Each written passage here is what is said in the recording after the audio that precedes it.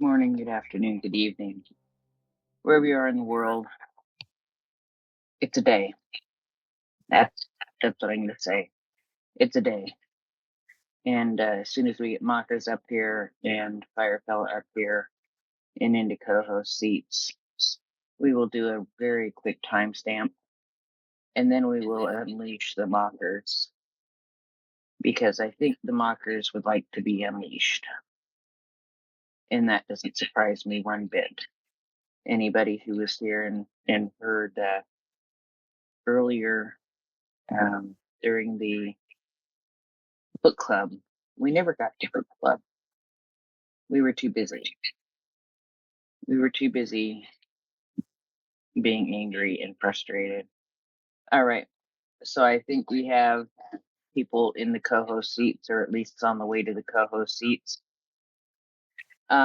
It is currently Monday, June 15th, and it is 9:00 a.m. in Ukraine, the only place that matters this morning.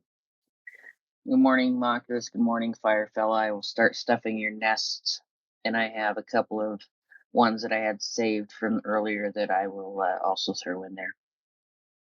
Oh, was that literally it? That is literally it. Oh, right, okay. It's 9:02 a.m. in Kyiv, in Ukraine, and that's the only place that matters right now. That is absolutely true. So, well, what can I say other than how on earth does this achieve something militarily? It does not, does it? I'm so fumingly angry and calm about it, if you know what I mean. Morning, FireFella. Morning, mockers. Yeah, 5 more first responders last night. Yeah, I'm fuming like yourself. Absolutely fuming. Let's put it that way. Yeah, I have absolutely no idea what this sort of terrorism is supposed to achieve. And I feel almost as though I don't even have a right to be angry about it, because the Ukrainians must be absolutely flipping, just fuming beyond words. They literally went after the culture, everything cultural. So, the Lavra, the cathedral at the Lavra there, because that's obviously a military target, yeah? That cathedral is basically older than Moscow. They must just be jealous. They went after a film studio, because that makes all the difference. Now, this place is actually quite historical again, so it's more of the same sort of just attacks on culture. In fact, the number of cultural sites hit in Ukraine just seems to have been the actual targets. There is Ukraine's flagship museum, or one of them, the Mystetskyi Arsenal, which is also on fire this morning because, of course it is. Just absolute terrorism. So by striking one of the greatest holy sites in Christianity, I mean, what does that achieve? St. Paul's Cathedral was bombed in the UK in World War II. They bombed St. Paul's Cathedral. And did that force us to give up, FireFella? Did we change our minds at that point and suddenly decide that we were going to be, German? Yeah, no, we didn't, mockers. And this is just frustration on their behalf, isn't it? I mean, it's terrorism, pure terrorism. There's no other word for it. So you're losing, well, you lost Crimea. You're getting blattered everywhere. Internationally, your stuff's starting to go missing. Your industries are in the toilet. You're just failing as a state now, and all you can do is just gather up as many, crappy missiles and just lob them at what's supposed to break the Ukrainian people. Well, I've got news for you. It never will. It hasn't happened to this point, and this definitely ain't going to either. It's just terrorism, pure terrorism. Yeah, just absolutely horrific. I'm just trying not to go into a big tirade of anger, to be honest, because I could. I absolutely could. But you know what I've seen this morning? While rescuers are extinguishing the fire at the this museum, the Mystetskyi Arsenal building, the monastery bell tower began playing Kyiv's national anthem. I mean, if ever there was a fuck you in bell ringing, that's right there, isn't it? And I am absolutely beside myself with anger because we know we could stop this. We could stop Russia having all the stuff that they need to build bombs. And yet we haven't taken action. Russia went out of its way specifically to target Ukrainian culture because they know that's what will hurt Ukrainian people personally the most. It's just fucking disgusting. So the cathedral, yeah, the art museum, the film studio at Dovzhenko, yeah. I feel as though, this is indeed the tantrum of a failing enemy. But just absolutely no military purposes at all. Now, I'm just looking here to see exactly what's what now. Says here, the consequences of the massive combined attack by Russians in Kyiv. Confirmed 4 people are killed, 25 injured, including 2 children. The roof of the Assumption Cathedral at Kyiv Lavra is no longer on fire, but firefighters are now on the roof, taking action to ensure that it is put out completely. There's probably more mess than I can see, but I can definitely say that the structure of the building is still intact. I'll just repost what I'm looking at. One thing that I would note, though, is that the Director General of UNESCO has never issued a statement directly condemning Russia. Do you think he's going to do that now? I mean, just all this talk of we stand with Ukraine, we support Ukraine, but yet this, the Russians had already prepared as well a narrative, a bullshit narrative, obviously, saying that local air defence had set the cathedral on fire. Now, I'd just like to point out that the Moscow Patriarch had been trying to seize the Lavra by, methods for all this time. I mean, remember earlier on, a couple of years ago, that they literally had to, shoehorn the Moscow clerics out of this place. That they barricaded themselves in and refused to leave, and they had to break a historic door to go in and remove them.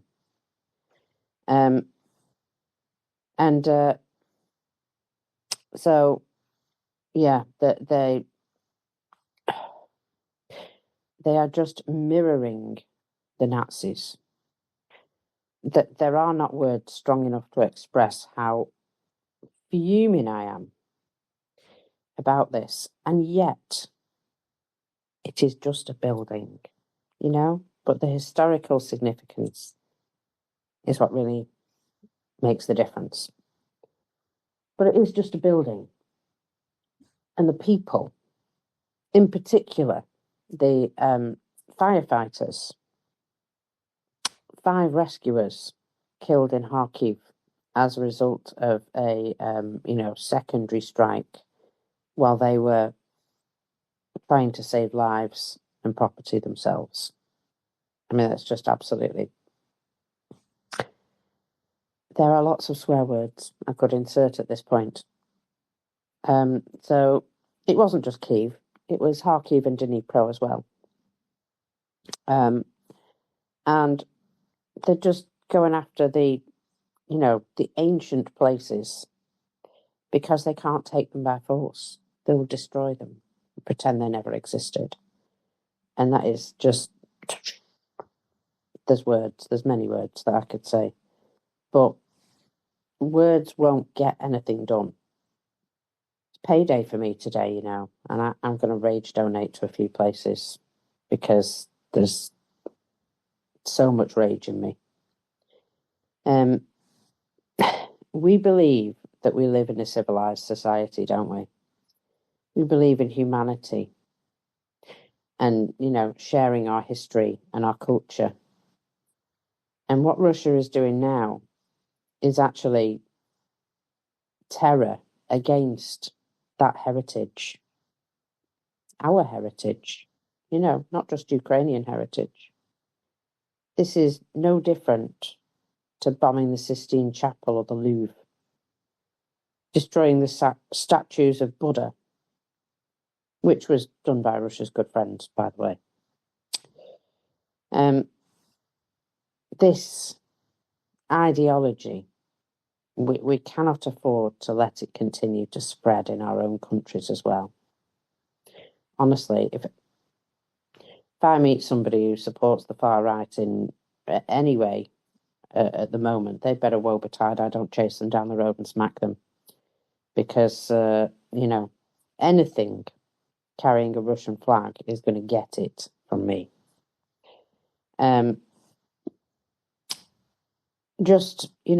We need to remove all seeds of this absolute fucking evil from our lives, because otherwise we will all end up like this.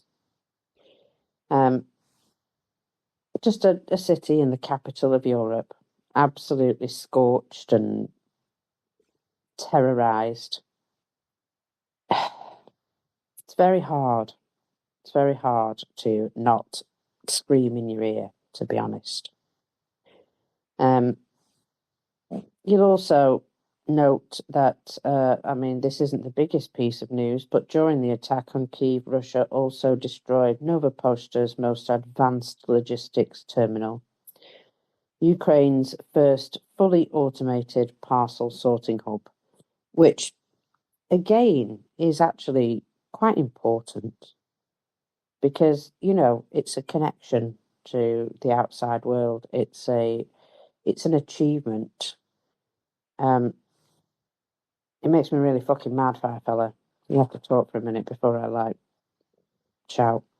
No, I know, because so this is done to garnish this reaction in Ukrainian people, the one that everybody in this space is having at the moment, me included. And you've got to realise that, because actually this ideology, Russia is a terrorist state. Sorry, peeps, it fucking well is. And it needs to be treated like one by the rest of the civilized world, and everybody needs to wake the fuck up.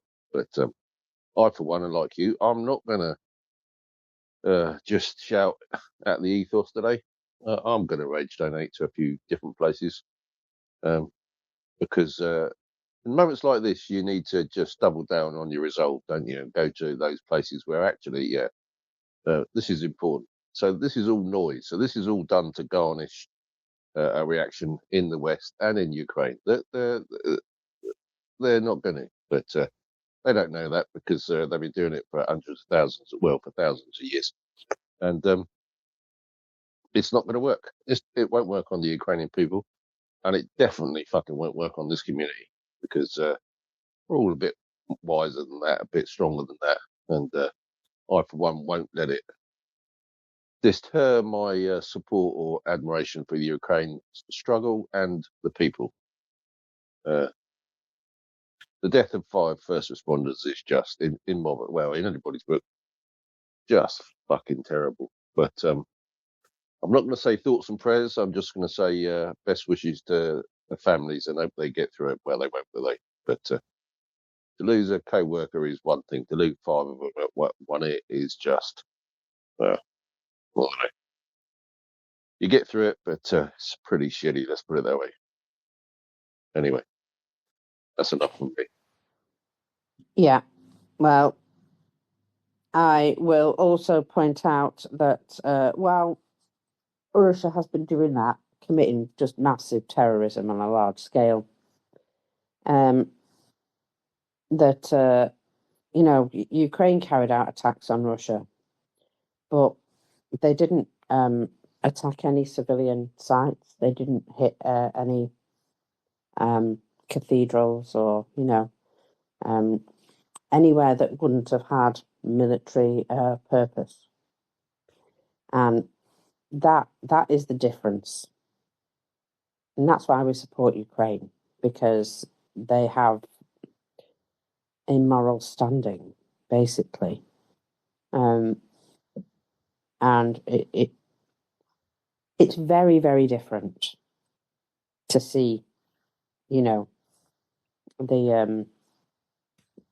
absolute difference, between one and the other. And the House of Organ and Chamber Music in Dnipro was also attacked. I mean, just how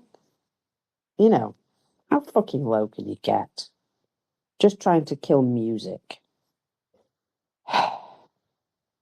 Markets, school, apartment buildings, the target lists never change. And I'm saying this while looking at all 3 of those things, damaged. I'm not just saying that.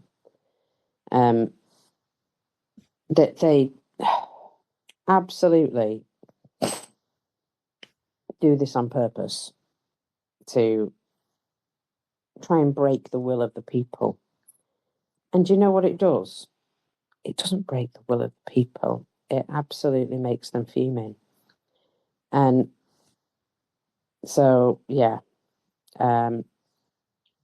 they've gone after civilian targets again as well. I mean, who attends the Lavra? It certainly isn't the armed forces, because they're busy. Who uses the Nova Poshta? Well, everybody. It is a key piece of civilian logistics infrastructure. All the other sites that they've hit, I mean, who uses the museum?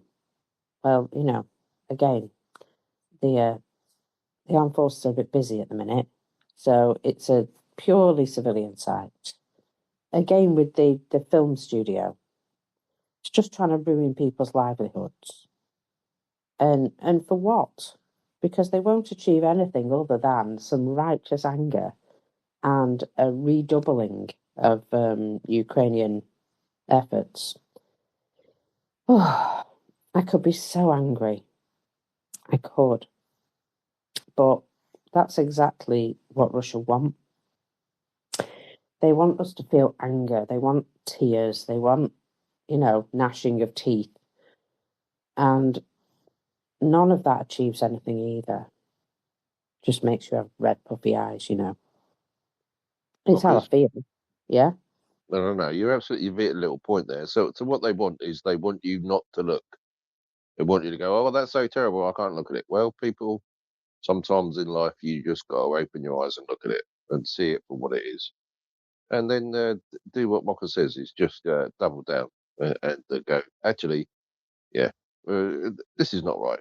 You are a terrorist state and you will lose, and we're not going away. And we will look and we will support our Ukrainian friends, because That's what good people do all around the world.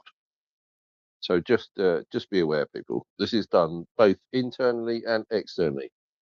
And don't you dare, not one of you, look away. Rage donate, people. That's the way forward. And support Ukraine harder. Sorry, Marcus, I had to say that. No, you're absolutely right. I mean, this is, look, what absolutely makes me so mad is we've been going on for nearly 2 months now about stopping Russia from receiving metals and all sorts of other things that they use to build these bombs. And we know for a fact that they are producing these bombs within the last couple of months. And you know what's happened? People have flapped their hands about and done nothing about it. And, I am up to 99 with how angry I am. Fucking livid. Yeah, exactly. I mean, just the whole situation of why don't we just attack everything which is sacred, I am not especially religious. However, that just attacking a cathedral, because that is going to make some military difference. No, it is absolutely not. However, this cathedral was blown up previously. It was attacked before in 1941. So, that the Russians have literally done this before. They're just repeating their history.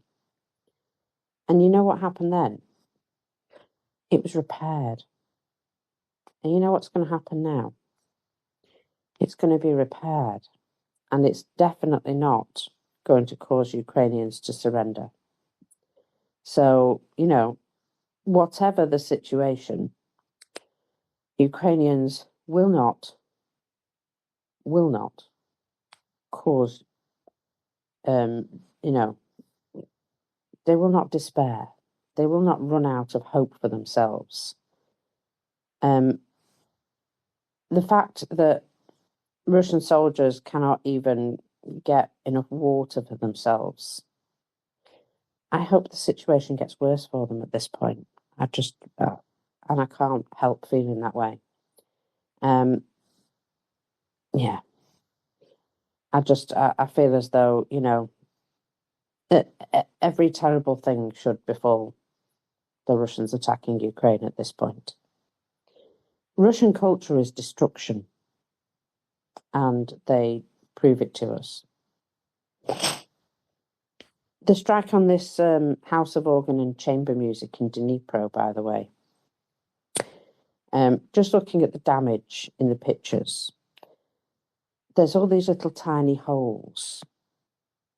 And you know what that is? That's shrapnel, meant to kill as many people as possible, delivered to a strike on a concert hall. Can you imagine if there'd have been people in there at the time? So, yeah. I mean, look, no matter how disgusted and horrified we are, in 2023, the Russians deliberately targeted a hospital for children with cancer in Kyiv with a cruise missile. And even after that, we're still doing business with Russia. What? The results are of that Russians still have no major problems producing components for their ballistic and cruise missiles. We literally reward them for their fucking crimes. And so all these words about standing up, fighting for freedom, humanitarian values, absolute fucking propaganda on our behalf. We absolutely must do something about how we're supplying Russia with the means to do this. And that that is where I'm going to direct my anger into positive action today.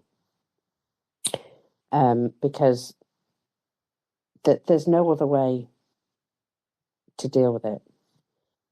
We absolutely have to understand that Russians need to go home. And until they're forced to go home and capitulate and sit on their hands because they've got nothing else to do, they're going to continue to do shit like this. And until we absolutely cut off the tap of the means for them to do this, they're going to continue to do shit like this. So that's where I am. I'm going to take all this anger that I've got rolled up and I'm going to use it as fuel to do more positive things. And I might do them angrily, but I'm going to do more positive things with this, this fuel. Because, oh boy, I'm fucking fuming. So I'm not going to wait. I'm going to do the Air Force report now.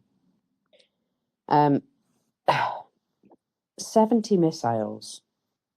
It's quite a lot. It's a lot more than we've seen in a while, isn't it?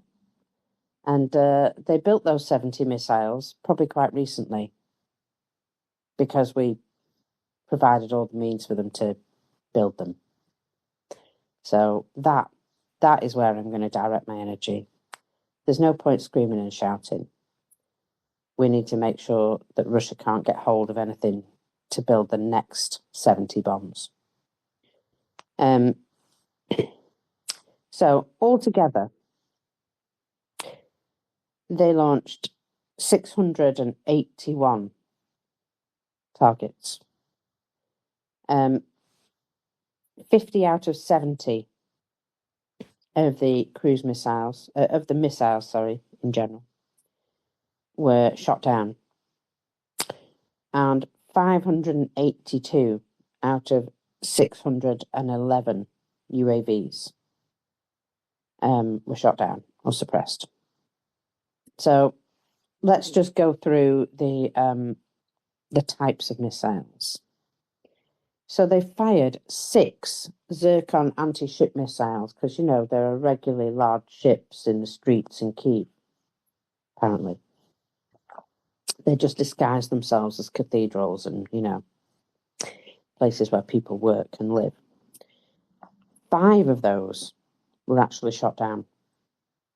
That is some good going.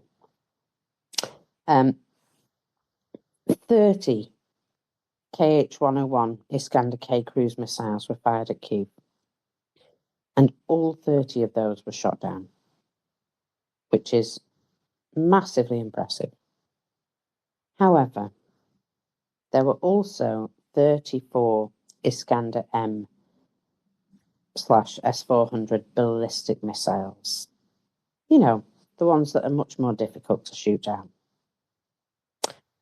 Only 15 of those were able to be shot down, which means 19, sorry. I can't add up today. 19 of those actually landed somewhere and caused destruction. And that's a lot. The thing is, Ukraine is doing an incredibly stellar job of shooting down missiles and drones that come towards it. But you can't get every last one. And a massive saturation attack like this pretty much ensures there's going to be some heavy destruction. And so that's what Russia is now doing. They're waiting and waiting and building up enough stuff to do this. And what did this achieve other than sadness, anger, anguish? It doesn't achieve anything. Not really. Not really. In fact, I think the most important one in terms of achieving something is the Nova Poshta, because that place does process parcels that also go to the military. And that's the only thing I can think which is, actually got any sort of military impact at all. Nova Poshta is a fantastic logistics service. We all know, don't we? If you've received a parcel from Ukraine in the middle of a war through Nova Poshta, it's fast. It's, just happens. Just get on with it. And I've lived with the British Postal Service, and it's pretty good. I'll say that. But it's not great. The Ukrainian Postal Service is incredible. It's like their trains that just keep going. No matter what's thrown at them, the amount of times that they say, "Oh, our train will be, still on time, no matter what." It's incredible. But the Nova Poshta, army servicemen and women use this for, all the bits and bobs that they purchase for themselves, parcels that they get from their families, that sort of stuff. It is both civilian and military logistics. So, yeah, I think that, that is the only thing that may have had some military use. And that is the only thing out of all the destruction, all the just horror, everything. When you really think about it, they've not really achieved that much. I just remember in 2022 that I was like, this is wrong. Why is Russia attacking Ukraine? What have they done other than, live their lives? And that is basically it. They're still absolutely incensed that Ukrainians just want to live their lives without them. It is the most toxic relationship in the world ever. I'm just looking at a street in Kyiv that pretty much no longer exists now due to these strikes. I mean, the focus is on all the big, important buildings, but to the people who lived in this street, those houses that are now gone were their most important buildings. And I just can't imagine, you go and you seek shelter and you come back and find that there's just a crater instead of your house. That one of the most devastating things. So, yeah, the roof of the Lavra is the tile part of the roof is pretty fucked, to be fair. But the structure of it is not. So, it doesn't just fall down because you throw missiles at it, thankfully. Now, Ukraine are inching ever closer to an actual battlefield win. They're making Crimea almost untenable now for the Russians to remain there. And this is their response. I mean, they could have rained these missiles down on military sites, and at least we would have understood why they were doing it. But no, they saved them specifically to throw at Kyiv, at all these cultural and heritage centres and the post office. Like, like the absolute terrorists that they are. Sorry, I had to get that one out. So, yeah, just more and more just terrorism for no good reason, just because they don't like the fact that they're fucking losing. And, well, I got news for you. You're going to continue losing, and you ain't going to like it. Would you like to move to some of the things that Ukraine have hit overnight? because Absolutely, Muckers. there's only so Absolutely. much right to Sanger I can Yeah, summon up. you'll make yourself sick, sweet. Yeah. So I think we've appropriately told the Vatnik twats what we think of them. They're vile Vatnik twats, and you're absolutely right. I don't do religion like you, Muckers, but one of the things I have learned in life is that all buildings and are replaceable. People, yeah, they might be damaged, but you can replace them. It might not be like you wanted it, but it'll be how it is. But one thing you can't replace is people. So I'm thankful that the death toll was kept so low. But I'm not thankful that they colleagues of mine that are trying to help people. But enough's enough. Let's move on to something else. Vile pieces of shit. Where do you want to go, sweet? Well, let's start a little bit on the battlefield, because this is where Ukraine is doing their negotiating. Nobody can negotiate for them, by the way. They've got to do this themselves, and they're doing it with actions. So it turns out that they have self-propelled anti-aircraft guns that have been seen advancing north of Ternove, and attacking west of Shuvaka, and into Nova Horivka, that one. Now, this appears to be an encirclement, or an attempted encirclement, of Ternove, which is very interesting. So this would be, somebody said, why would you use self-propelled anti-aircraft guns to attack? But this is advancing Ukrainian ground forces while providing them with cover. It's probably not a Gepard. It's probably more like, twin-barreled guns on a Toyota. Guns. Yeah.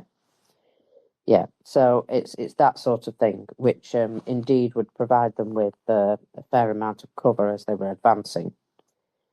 That seems interesting to me. That Ukraine are still advancing on the battlefield. And, it's only a little bit here and a little bit there, but it's important. Every little bit makes a difference. It would appear that Ukraine are indeed, just nibbling away at what the Russians thought they had. There was a clip with Putin yesterday, and he was speaking to a soldier, a Russian soldier, obviously. And he said, so you're advancing in Zaporizhia? And the soldier replied to him something along the lines of, we are slowly advancing. And what he meant was, we take 2 steps forward and 1 step back, and then another step back, and then we start again. You can see that nobody dares tell him the truth. And so this sort of, big tantrum, as far as I can tell, is because he still thinks he's winning. And he still thinks that, if we just terrorize the people, they'll just buckle because, we're winning anyway. However, this probably also factors in to him being a bit angry, having a tantrum like this. And I say him, but, it's his entire army. They're all following orders, and that's no excuse, is it? There was drone threats last night in Kursk, Bryansk, Voronezh, Belgorod, Tula, Kaluga, Smolensk, Rostov, Astrakhan, Republic of Odega, Kuban, Crimea, Luhansk, and Donetsk regions. So everywhere west of the Urals, basically. That was a long list, wasn't it? It's quite a long list. And so that I think, every night, if Ukraine can pull this off every single night, this is significant. There were explosions recorded in Alchevsk in occupied Luhansk region. Don't actually know what they were, but there was definitely explosions and what appeared to be quite a large fire there. In occupied Debaltsev in Donetsk region, railway infrastructure was struck, which is important, as if you listen to myself and Peter on Friday, you will understand just how important these rail logistics hubs and junctions really are. There was a large fire recorded and some explosions at the facility.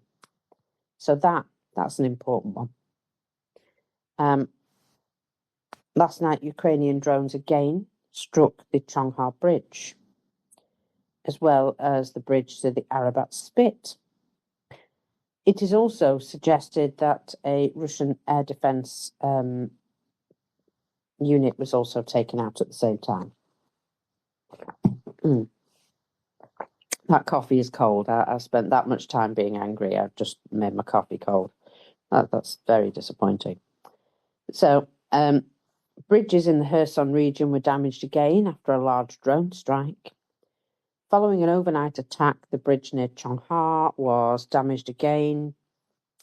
Traffic through the Jankoy checkpoint is currently completely blocked.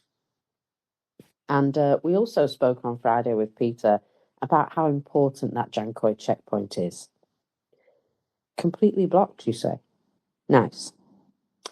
Strikes also hit the bridge connecting Hennichensk with the Arabat Spit overnight, and traffic is blocked. The drone threat remains, so specialists will only begin assessing the extent of the damage after receiving clearance from the emergency services. The enemy deliberately targets transport infrastructure to create problems. Yes, they do. Well done for working that out.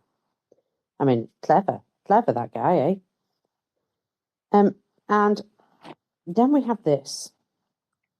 The Azot JSC site in Novomoskovsk in the Tula region. One of the largest chemical enterprises in the Russian Federation, a key producer of nitrogen fertilizers and explosives. Ammonium nitrate, urea, methanol, and other chemical products used both in civilian industry and related sectors. However, also used in explosives. The plant has a production capacity of millions of tons per year, making it one of the most important enterprises in the Russian chemical sector. And it's on fire. And that kind of makes me a little bit happy, to be fair. No sympathy for them right now. Ukrainian drones also struck the port of Kavkaz near Chushka on the Kerch Strait.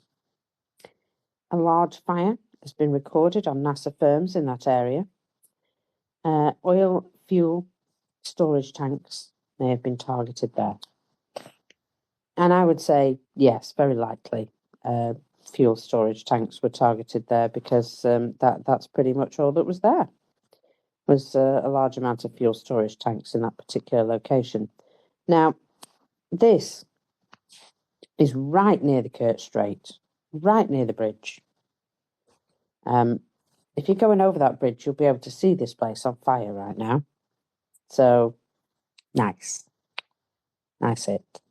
And it just, I would imagine for anybody travelling across that bridge, they're probably getting a feeling of impending doom. Hey, FireFella? Oh, impending doom, absolutely right. They're just leaving the escape route open, aren't they? And some of their officers in the Black Sea Fleet are taking the hint, mockers. Have you seen that in the nest? Thought I'd share it with you.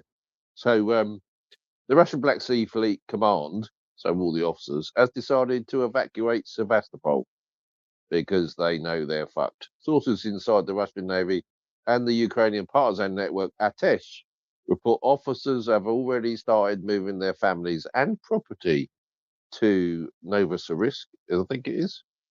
Yeah. Before any official order has been received, because they know what's coming down the pipe, don't they?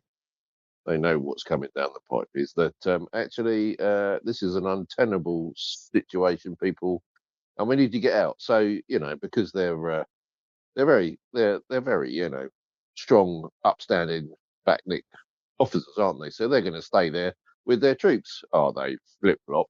They're all running out the door as soon as they can, quietly, before Putin notices. Backnick scum. Well, if you've got the money to save yourself, you're going to do that, aren't you? If you've got the means to save yourself. Remember, about maybe 2 weeks ago, an aircraft, a special aircraft, a military, no, not a military aircraft, a government aircraft turned up in Crimea. And yeah, all of a sudden on its own. Yeah, I remember. Yeah, and it just, made some sort of collection and then disappeared again. And you know what that tells me? That the most important people were evacuating themselves because they knew what was coming. They could see it a mile off. And, now the next tier of, less important, but still, I would say with means people are removing themselves from the area.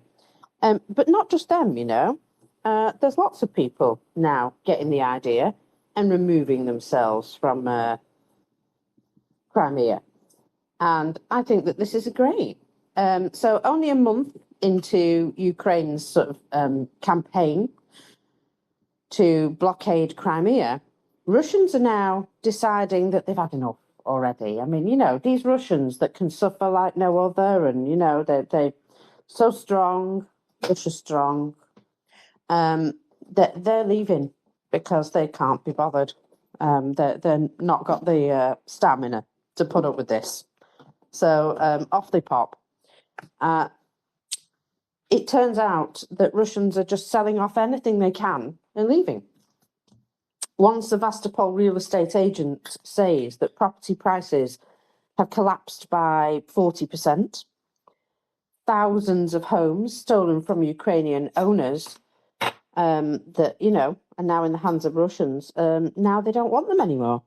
It's funny that, isn't it? How they just suddenly don't seem to want them anymore because it's troublesome. I mean, we had a lady complaining about, oh, well, it's lovely here, but if I've got to walk to work every day because there's no fuel, that's just no good.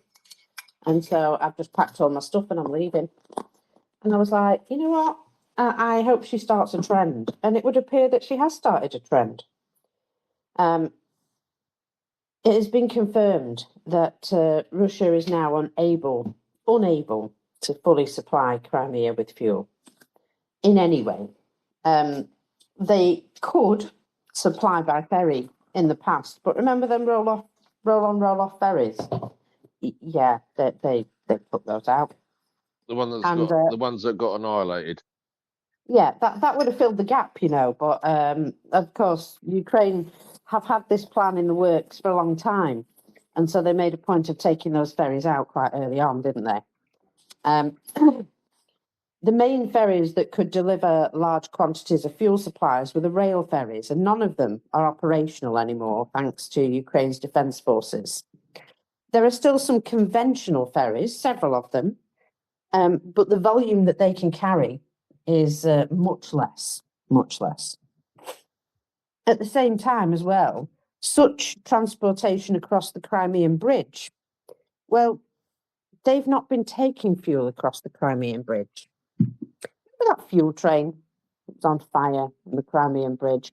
I think that basically put them off.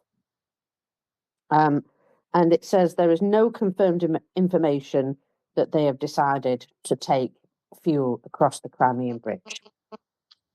Go on. So you're not allowed, Mockers. So I don't think people understand. So if that fire, the train fire that damaged the train crossing across the Crimea Bridge, So the petrol will have seeped into the concrete and the asphalt, or on the bridge, but more importantly on the concrete. Now, what you have to understand is petrol over a period of time degrades concrete. So the mere fact you just tip it in there, you don't have to do anything else. It'll just break down the chemical bonds in the concrete.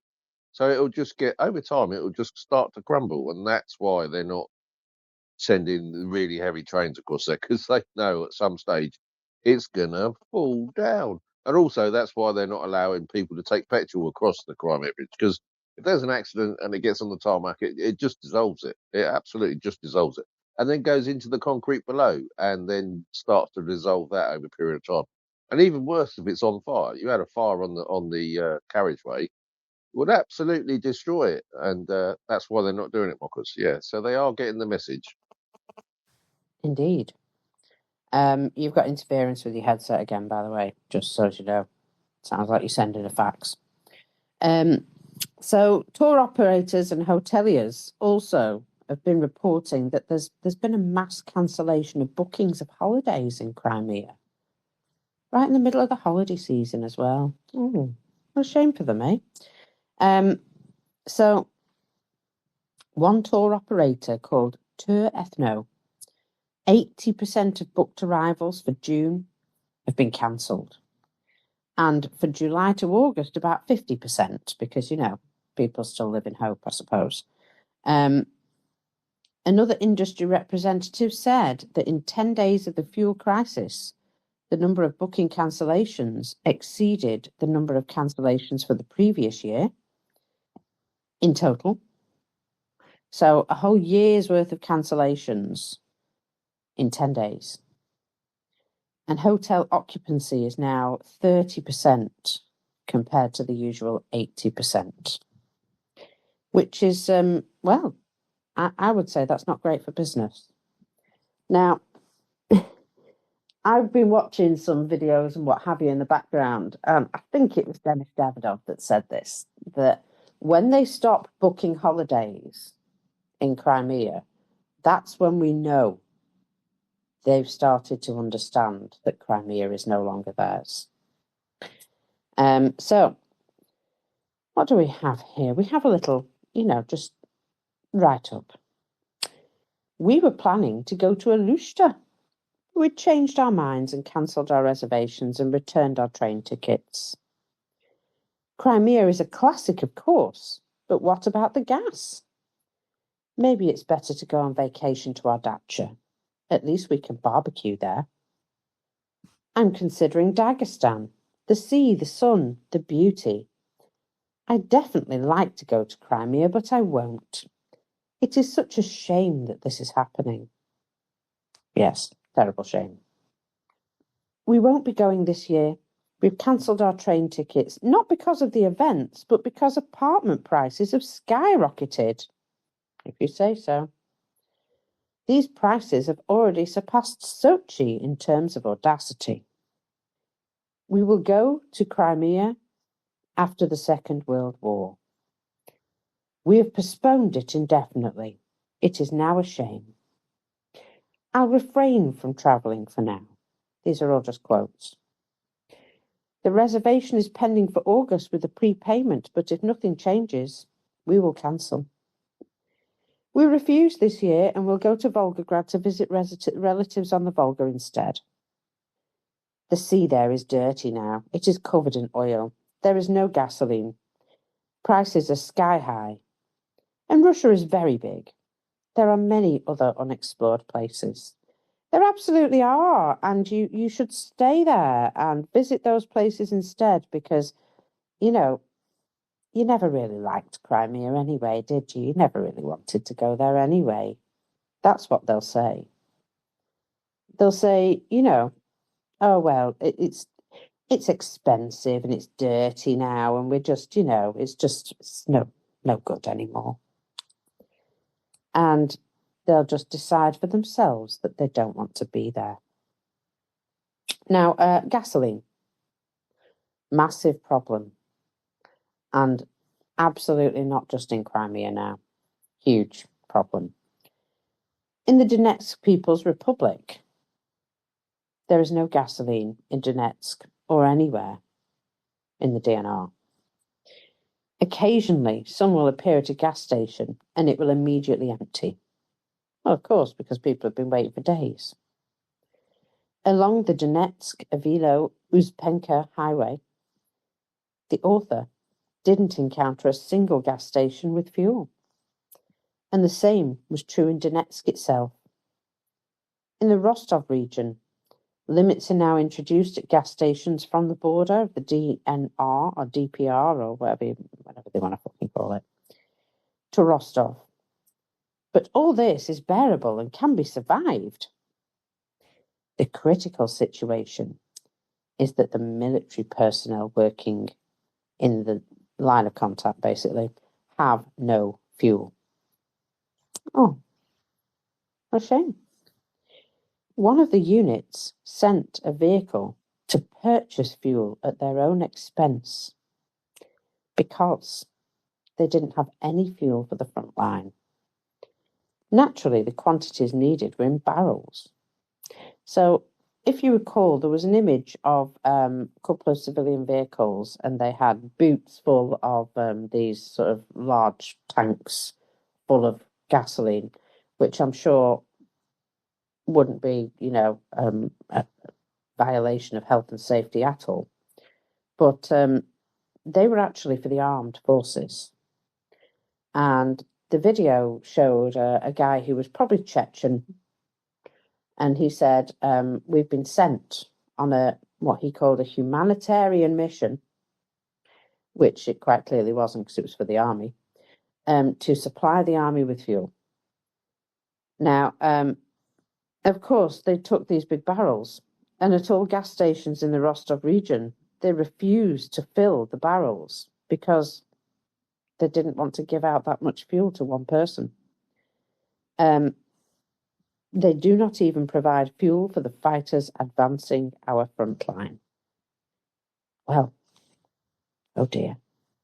Why would civilians give their precious fuel to the army unless they're forced to?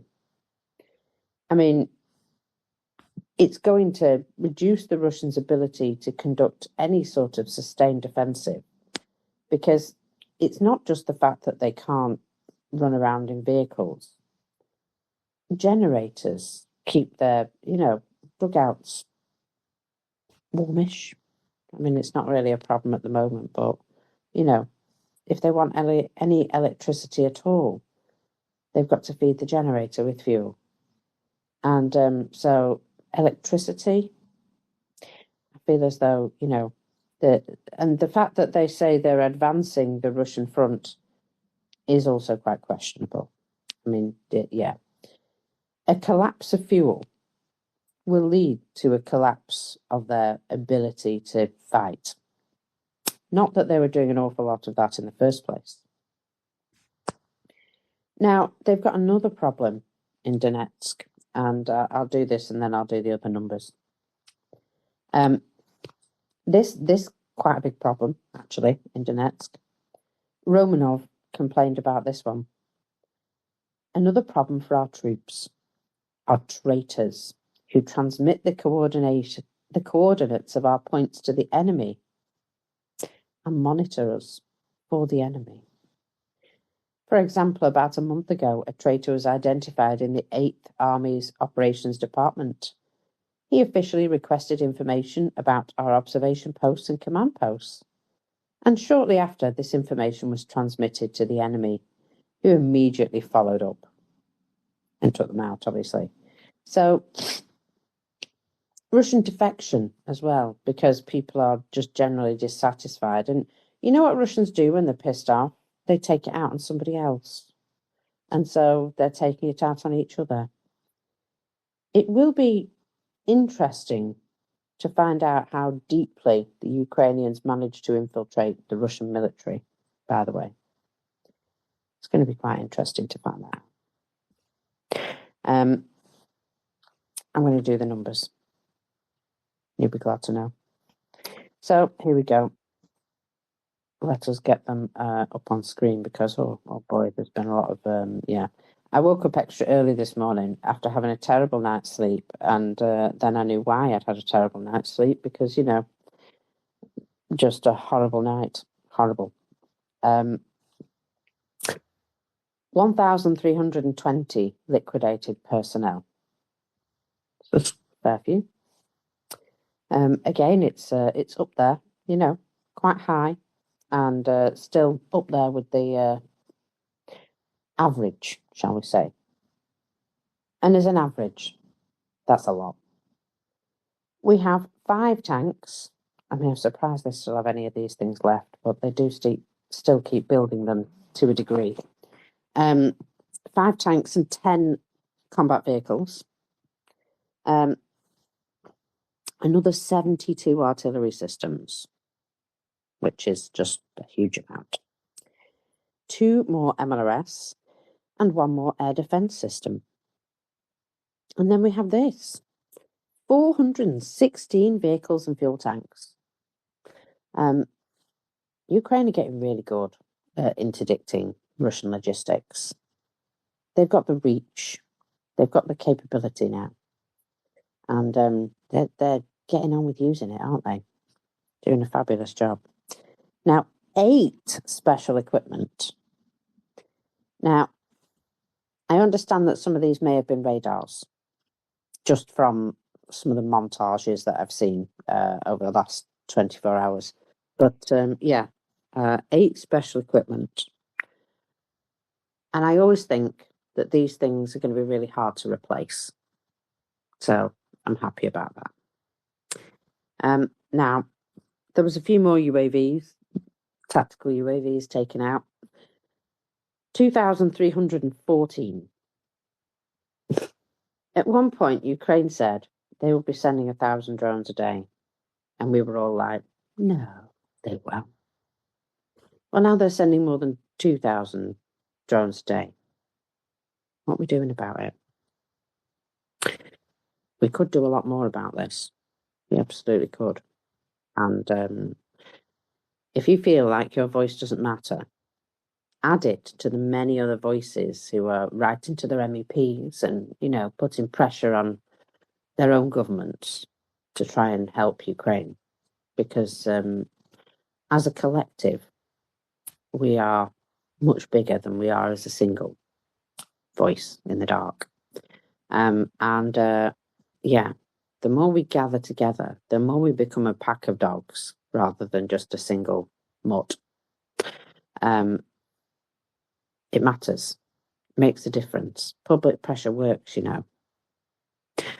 I'll just finish this off and then I'll tell you a little bit more about how public pressure works. So, we also have 3 ground robotic complexes.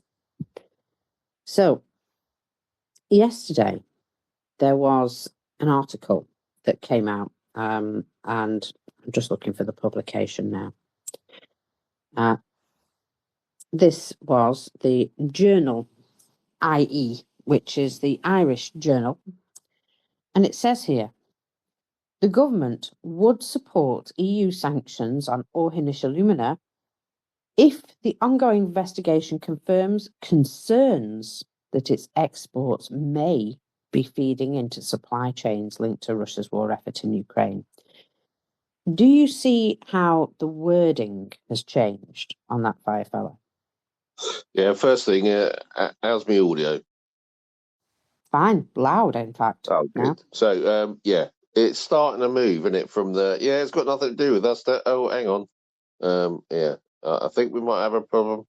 Just shortly, it'll be, oh shit, we really do have a problem, because the investigation, and people, you can do an investigation in a day. All this nonsense about, was it 2 weeks, a month? I don't know. Just pulling it out because they're buying time now. They know they're in they've been found out, and their headlights, looking at the headlights, their eyes wide open, and they go, oh shit, everybody knows. Yes, Irish government, everybody does know. Not the Irish people, the Irish government. Yes, we do know, because it's fucking obvious. So now they're starting to move the narrative, aren't they? Because they know that they're going to have to capitulate. Well done, you lot. Well done, everybody involved. Yeah, absolutely. Now, also, this was said by the Ministry of State, Sean Canny. And this is a massive climb down from, we definitely don't think any of the product coming from our country is going into the Russian war effort. No, they're only making 7-Up cans and, metal wrappers for sweeties. And now they're saying, maybe, if we have concerns that there's a possibility,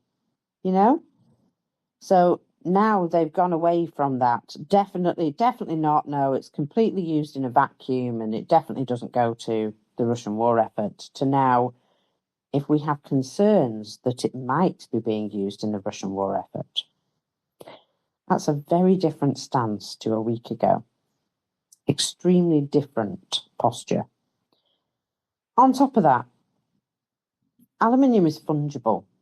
So even if they were only using this product to make 7-Up cans, it doesn't matter, because that means that frees up other aluminium to be used for war expenditure. And so, it doesn't really matter.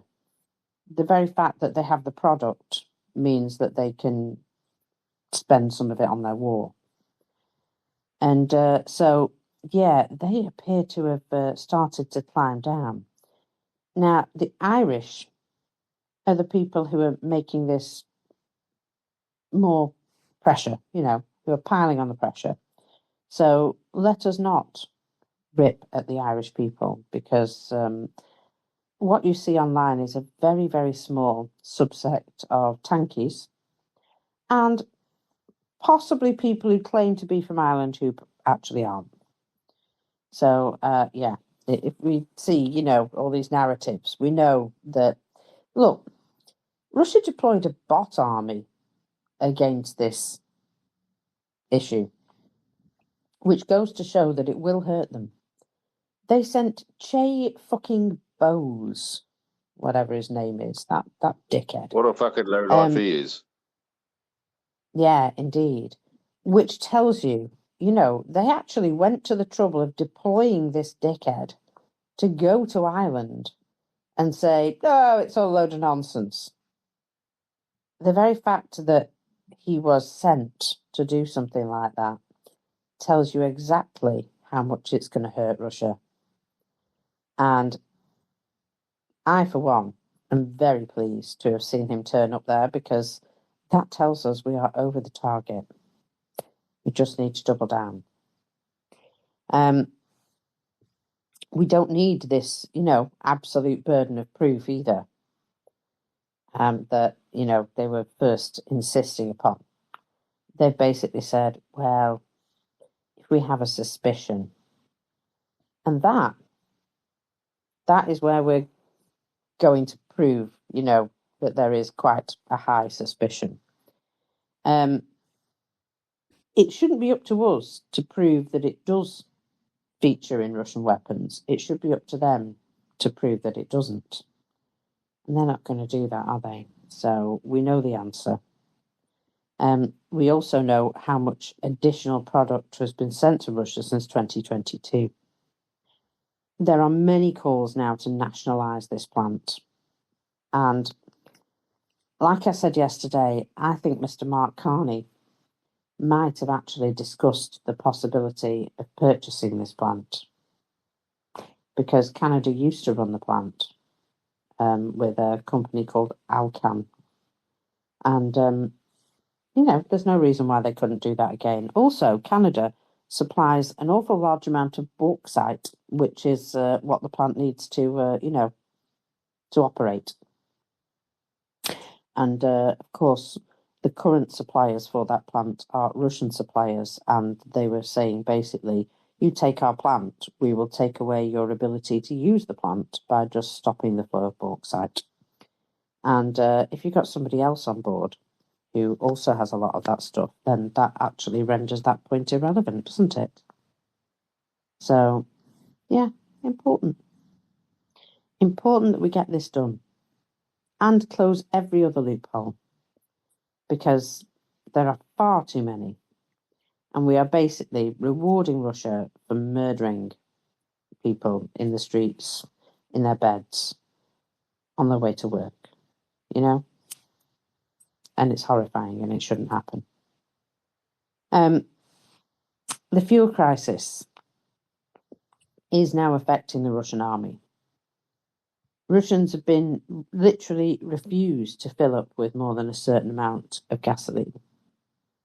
Even the army. This tells you what you need to know.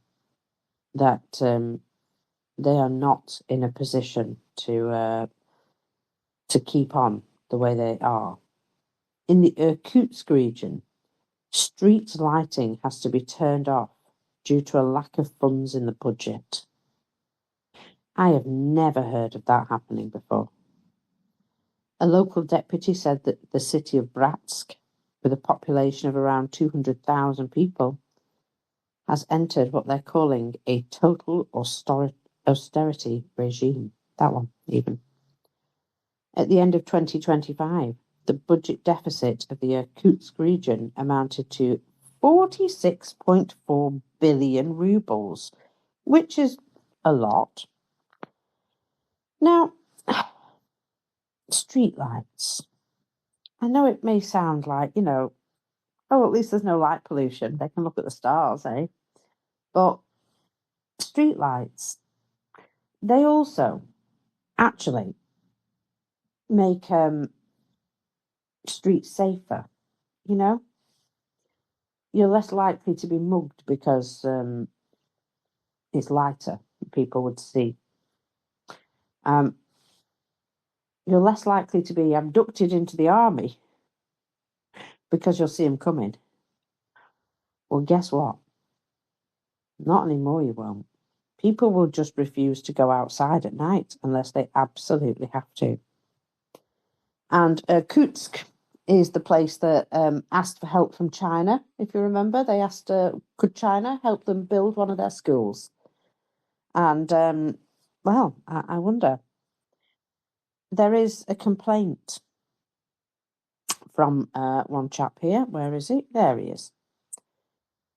State Duma deputy Zatulin complained that China has actually proved to be a poor ally.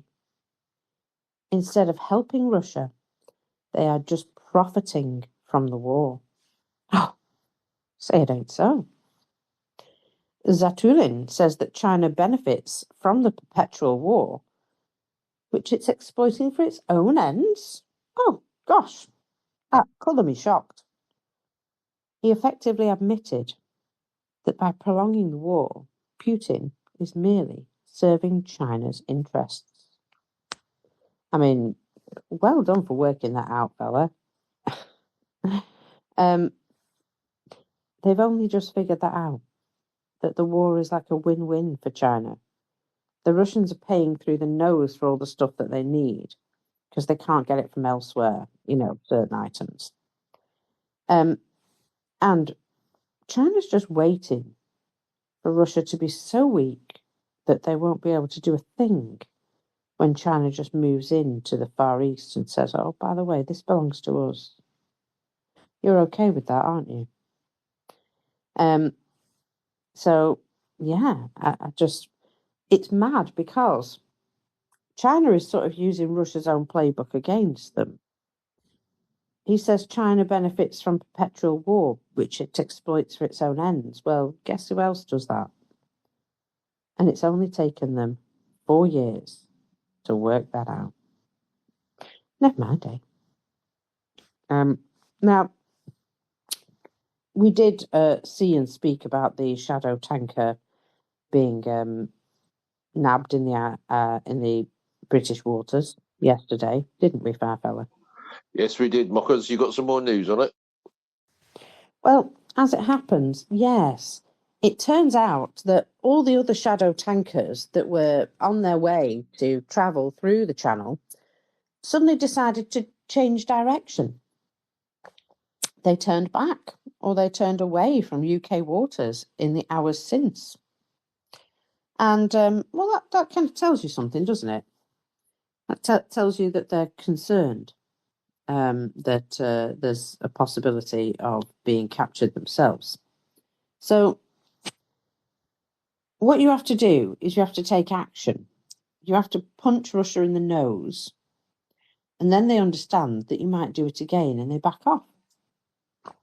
I'm sure they're still going to be looking to see, if they can transport around an about way without actually causing the British to, seize and board their vessels. But you see, once you've started doing that sort of thing, the first one is always the hardest, isn't it? And after that, it just gets a lot easier. So, yeah, I feel as though, now we've started, we've actually done something that creates a deterrent. And Russia only understands actions, not words. And suddenly, all of a sudden, they don't want to go through British territorial waters anymore. That's really good, that. So it's a really good result. Rogozin said, we're just going to blow up our own tankers in the channel and that'll show them. But in the real world, they turned around and run away. Go ahead, FireFella.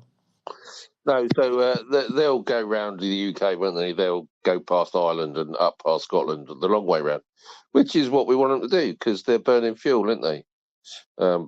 Yeah, so there is that. And Yenny, you got your hand up. Go ahead, sweet. Yeah, they can avoid you, but they can't avoid Sweden. Not if they're going to St. Petersburg or Kaliningrad. They have to go through the extremely narrow strait between Sweden and Denmark. They can hide, but they can try to hide, but we will find them. It's kind of delicious, actually. As you can tell, I'm really sad and heartbroken over this. Yeah, it's Fafa at its finest, and that is why fuck Russia. Thank you. Thank you. Yes, so we start them off, and you pick them up. I like that. All good stuff. Now, here's something which I found extremely like my happy moment yesterday. Russians complain that Ukrainian drones are now striking logistics road traffic, on the Rostov to Taganrog highway. Within Russia. So the Hornets have reached our Rostov to Taganrog highway. We predicted weeks ago that this would happen. Next, they only have the M4 to reach. And I think that's particularly lovely. A lot of comments were like, oh, you're talking nonsense as well. But this guy said, I would know because I'm there.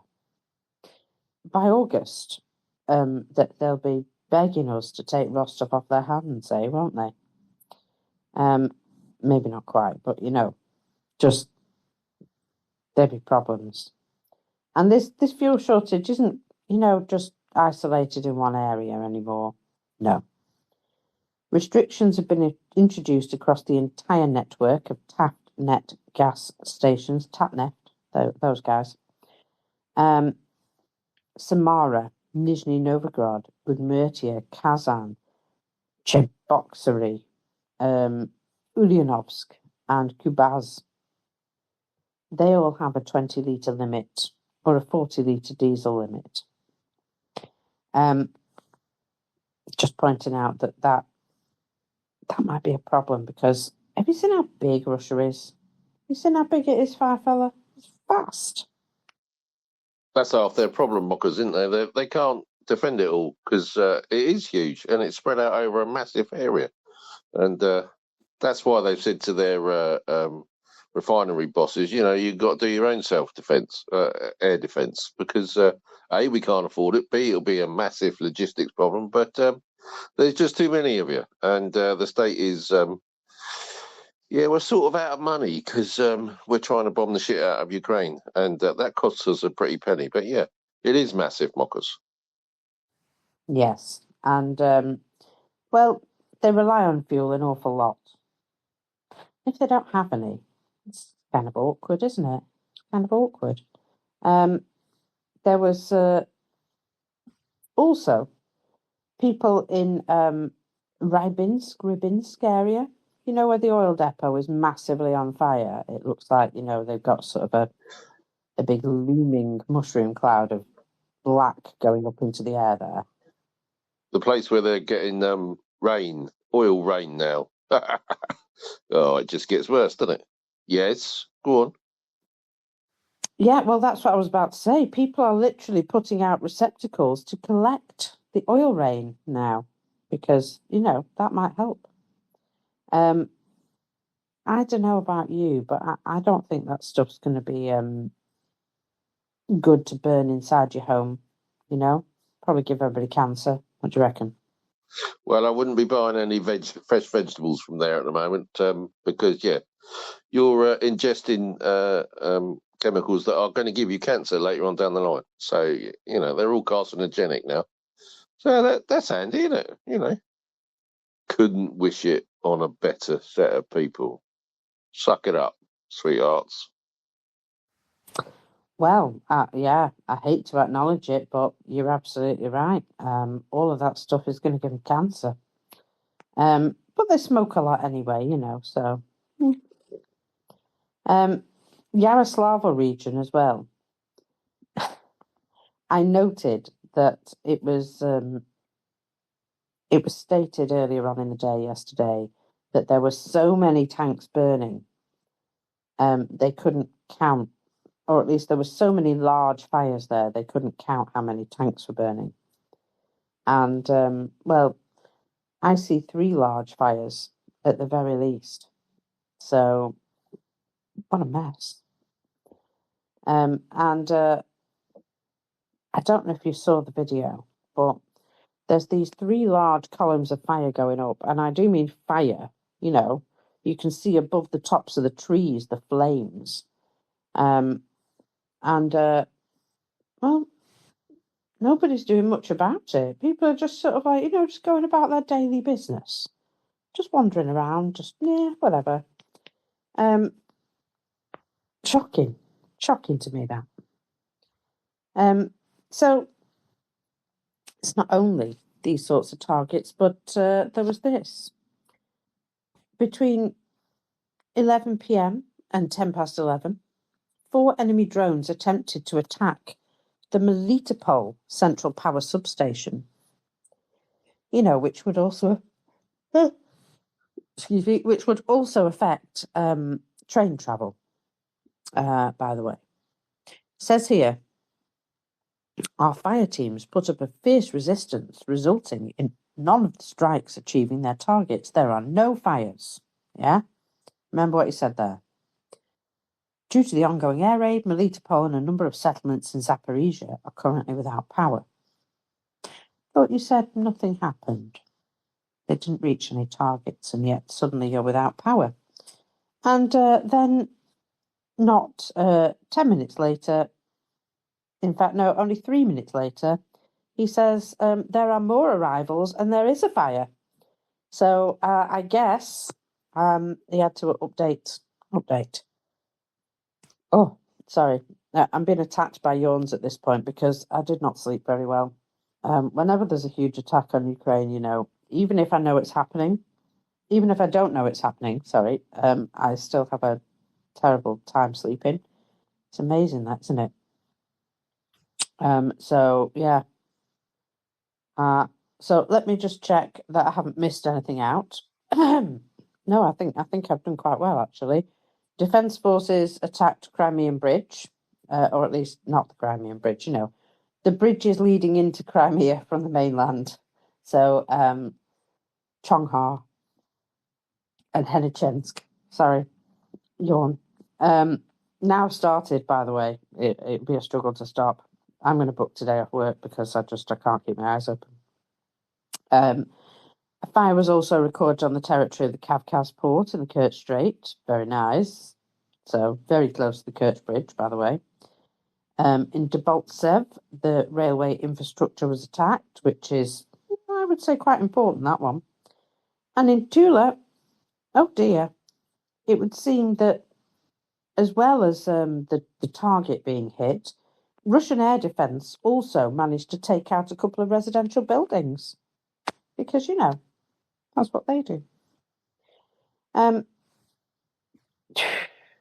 still looking at this absolute horrendous footage of Kyiv last night. Now I have a picture of the roof of the Lavra building. And you know what? It's not as bad as I thought. It's bad, but it's not as bad as I thought. So that can be repaired. Yeah, there's some destruction, but you know what? That can be repaired. It's important that there were not more people killed. That I think is important. Now, Zelensky has actually visited the site this morning. So he's actually turned up himself this morning to have a look at this site, speak to the firefighters, and he literally walks in and he's, shaking the hands of both the firefighters and the clergy who literally ran into the church while it was burning, cathedral, while it was burning, and started rescuing the holy icons and the crucifixes and anything that they thought that they could pick up and rescue. They did, just in case. And yeah, Zelensky turns up and, is speaking to everybody here. What an absolute human being he is. And that is, just a massive compliment. He's just a human, He doesn't act like a leader in the terms of, when he's talking to just regular people. He certainly is a good leader, as far as I'm concerned. He pulls off the gravitas when he needs to, but he doesn't lord it over people. He just, he turns up and speaks to people like a proper human. Doesn't act like a king, doesn't act like a, important person, just a person. And that to me, that's who a leader should be, They stand up and be counted when it's necessary. And when you're talking to people in the real world, you treat them like any other person. You don't have arrogance. And it seems to me that, he always manages to find the right way to be. He tailors his behaviour based on who he's talking to. And I find that refreshing for a leader. Couldn't agree with you more, Mockers. He's an absolute stalwart, and I'm glad he's out there amongst it all. And just a point, so people will have seen, and what they would see is these videos of people taking artifacts or moving artifacts, the important bits inside buildings that they're rescuing. And it may seem a bit, quickly put together. It's not. So all these buildings have a plan beforehand. So if A happens, we're going to rescue the most important artifacts, and we're going to do it. This is who's going to do it, and this is where we're going to take them. So lots of buildings around the world have a rescue plan should there be any sort of attack, and that can include a flood, a fire. In normal societies. In Ukrainian societies, it'll be if we were hit by a drone. So I didn't want people to think that it's organised chaos. Well, it is, because that's what happens. But actually, there is a plan that they're just working through, bless them. So people just be aware that they are working to a plan, and they will do things as per the plan and take them to places, safe places, outside the building, whilst other people are doing other stuff. So just wanted to make that point, Mockers. Yeah, they will have had a plan in place for if something happened, but, I can only say that, thankfully, the roof didn't cave in. So that's pretty important. Now, I'm just watching another video of a ground drone. And you know how much I love ground drones. No, you've never mentioned it. You've never mentioned it. I don't know what you're talking about. Yeah. In particular, the ground robot of the Alter Ego Battalion of the 93rd Holodny Yar Brigade helped a grandmother who was travelling with,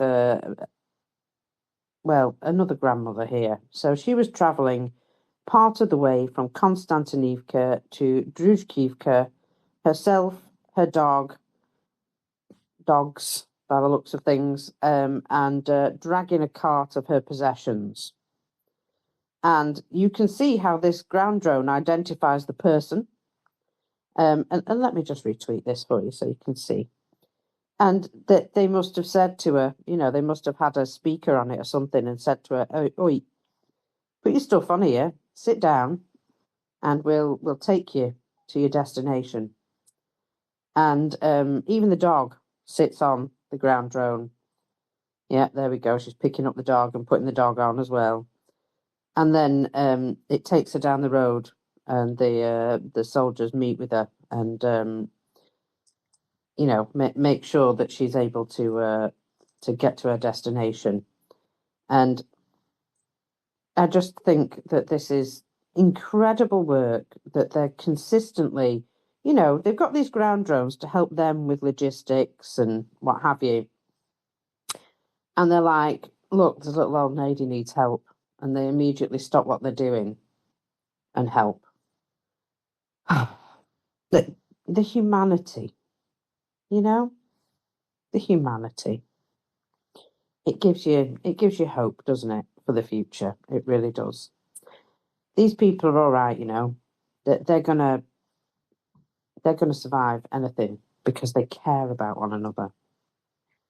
Now, I'm just looking at some delightful images and video of the Chonghar Bridge, which have finally come out. I've just retweeted it for your viewing pleasure as well. And, I can see why you wouldn't probably want to take any heavy vehicles over that, because there'd be big old chunks missing out of it. And these are definitely new images, because initially, when the bridge was hit, they recycled all the old images. And these are definitely new, and you can see that there is, I'll just say at the surface of the bridge there, you can just see the metal mesh that is supposed to be embedded in concrete. There's a couple of places here where it quite clearly is no longer embedded in the concrete. And somebody is obviously walking along the bridge, taking this video and showing the holes. Nice work. There is damage to the right lane, most definitely. So, nice work. Now, remember yesterday there was this place that you couldn't decide, well, at least Will couldn't decide if they'd actually hit the Federal Reserve or not. And I'm going to just have to hunt down his tweet about it so that I can tell you a little bit more, because he will talk about it when he pops up. I'll plug it in for you, Markers. I'll put it in the nest, and you can then find it yourself and talk to it. All right, okay. Well, basically, yeah, it says here, I've got it anyway, you weren't sure which one of the tank farms were on fire, but the one in the south was, the more juicy target. And it's the strategic reserve at the south of the picture, and it's on fire. And you were saying, how long is this going to burn? And even in the video that we were looking at, there was another Liuti drone heading right towards it, going to make probably a third strike. And, there's an update this morning. Very much on fire, Will. Very, very much still on fire. So, nice. So yeah, and the beauty of that is a multi trip.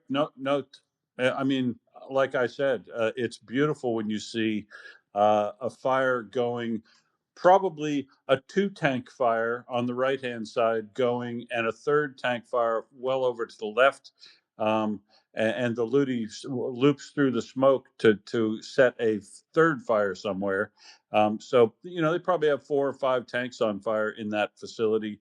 And because they're spread out like they are, and you pull up the map, do what I did, zoom in on the map, but really zoom in on get a zoom of just that strategic depot. And you'll see that it has very low grass berms. So, the secondary containment that it's got, where the fuel, if you have a big fuel spill, it's all supposed to go out into the berm area. Well, it's just a soil berm, so there's nothing to keep it from soaking in. And there's grass, but they did grow grass all over that soil berm, so maybe that and the roots will absorb some of it. But there's no real no proper 20th century secondary containment in there, and no control of the anything that spills from any one tank. It's a big common berm around multiple tanks, you'll see. So there's nothing to stop a pool fire from immediately setting other tanks on fire. So given the locations where they hit that thing, and the multiple locations and the probable wind direction, I could see them burning out 80% of that terminal, no worries. And it might go, it might be the new record. Although, because there's 3 fires, it probably won't burn the full 1.15 Scaramucci's required to beat the record, mockers. I love the fact that we record this in Scaramucci's now. Well, that was the last one, right? We measured in Scaramucci's because that was the Proletarsk, the Atlas terminal in Proletarsk, burned for just over 13 days. That's 1.15 Scaramucci's. Nice. Now, I'm just going to come to something a bit random, but Usyk turned up, didn't he, to see Trump, apparently? To see the $60 million nap.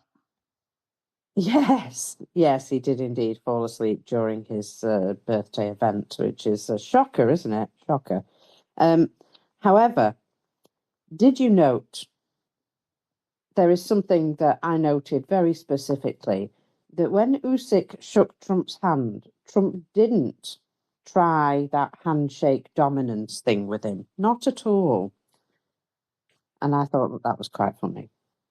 Because he normally does that to everybody, doesn't he? Tries to pull them in and flipping, assert dominance with a handshake. And he stayed well back, in fact. Kept his arm quite stretched out. Didn't talk any nonsense to him either, which is shocking and surprising. That's because he doesn't want to come into contact with a right hook from Usyk, because that'll hurt, I'll tell you, for free. That'll put your day out, I'll tell you. What a little pansy. Well, he was probably just being impressed with how, what a fine figure of a man Usyk really is. Now, there is something that I have to mention, because yesterday I spent some time just talking to people about how incredible our friend of the space, Ivan Bear, and his daughters are with regards to this shotgun training that they've been doing to, train the soldiers as a last line of defence against drones coming at your face. And what important work this is. And it turns out that there was an article released on the important work that they're doing. And it was in, what was this? UA Legionnaire, apparently, did this article. And I'm just going to retweet it for you now. There we go. It's probably in the nest already. But basically, Ivan Bear featured in the piece, and this is something that we would really like to be able to, get to the goal of his fundraiser for the shotguns. The things that he spoke about were, the training, the limitations of the training, the types of guns that they were, using, and any sorts of difficulties that they may have had. Somebody's climbing in something in the bedroom, one of the cats, and sorry, it's very loud and annoying. I'm going to have to go and deal with that in a minute. Anyway, the evolving threat, the case for using the shotgun in the first place, and the fact that this is saving lives, really important work, saving lives, and how it's become something which is really important to continue to move forward. The training is not just saving people's lives, it's saving their vehicles. And Ivan is basically starting, this training from scratch with most people and showing them exactly how to defend themselves in the case of an incoming drone. And, move while reloading so that you're not a target, all these sorts of, really obvious things when you say them, but not obvious when you're, not used to this sort of thing. So his training also mimics live situations, moving targets, and trying to make it to the point where people can literally reload, hit a target so fast that, it doesn't get any closer to them. And the real important work being done. It's actually a really good read, and just shows exactly what they're doing. And I want to draw your attention to it because, in particular, after reading through this article, a number of people were so impressed with the work that he's doing that they, wanted to get in touch and help them some more. So pass that around. Go give him some love on that, because it is something which is really making a difference to saving lives. And Walker, just to add to that, when I was over there talking to Ivan about what he was doing and the course, he noted to me that he's been speaking to the military who've obviously get feedback from the different soldiers that go through it, and they're developing this written doctrine of shotgun use that he reviewed, and gave a lot of the same tricks and tips that he was talking to us about on your radio program the other day. And all that stuff has apparently been adopted into the doctrine of how the Ukrainian military is going to do it. So yeah, it is very important. He is doing exceptionally good work. It is very cost effective for the number of people. It will help, and donations are open. Yeah, absolutely. Really important stuff. So I wanted to highlight it and just say, go and read the article. Go and have a look at it and spread it around, because it is so important, the work he's doing, and it makes a big difference. And, if you can save just one person's life, you've done a great job.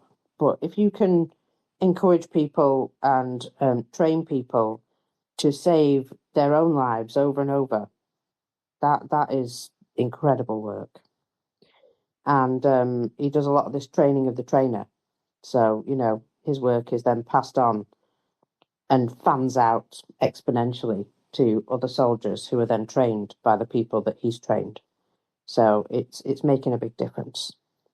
Now, I just want to go back and have a little review about what's been happening with, what's happening in Kyiv. All this that's gone on this morning, it doesn't change anything. Ukraine hits refineries and military plants, and Russia tries to murder firefighters and hit cathedrals. And they're not the same. Russia is losing the war, absolutely losing the war. And so in response to that, they commit atrocities. And that doesn't achieve anything. It just achieves anger. And anger, you can channel that into more positive things. And that's what you should be doing. You should be able to channel that righteous anger into rage donations, into contacting MEPs and telling them how Russia shouldn't be receiving any sorts of products that help them build missiles and drones, not just alumina. I mean, we're talking copper from Finland, all the products that are being sold from Germany and Belgium through Kazakhstan. That doesn't just happen by coincidence, that Kazakhstan is suddenly buying up so much extra stuff. No. There's so many things we could be doing more of, and using your voice to add to all the others calling for the same thing really does matter. Public pressure does make a difference. So keep it up, folks, because you're on the side of right. You're on the side of the good when you see what Russia does and you oppose it. And it's very easy to oppose because it is just pure terrorism. And I can't believe that we're still here after all this time, just allowing Russia to get away with it. And they need to stop getting away with it. I mean, Ukraine has brought them down to one knee, and we need to force them down the other way, the other knee. We need to ensure that they crawl away, begging for mercy at this point. That's the only way to defeat them.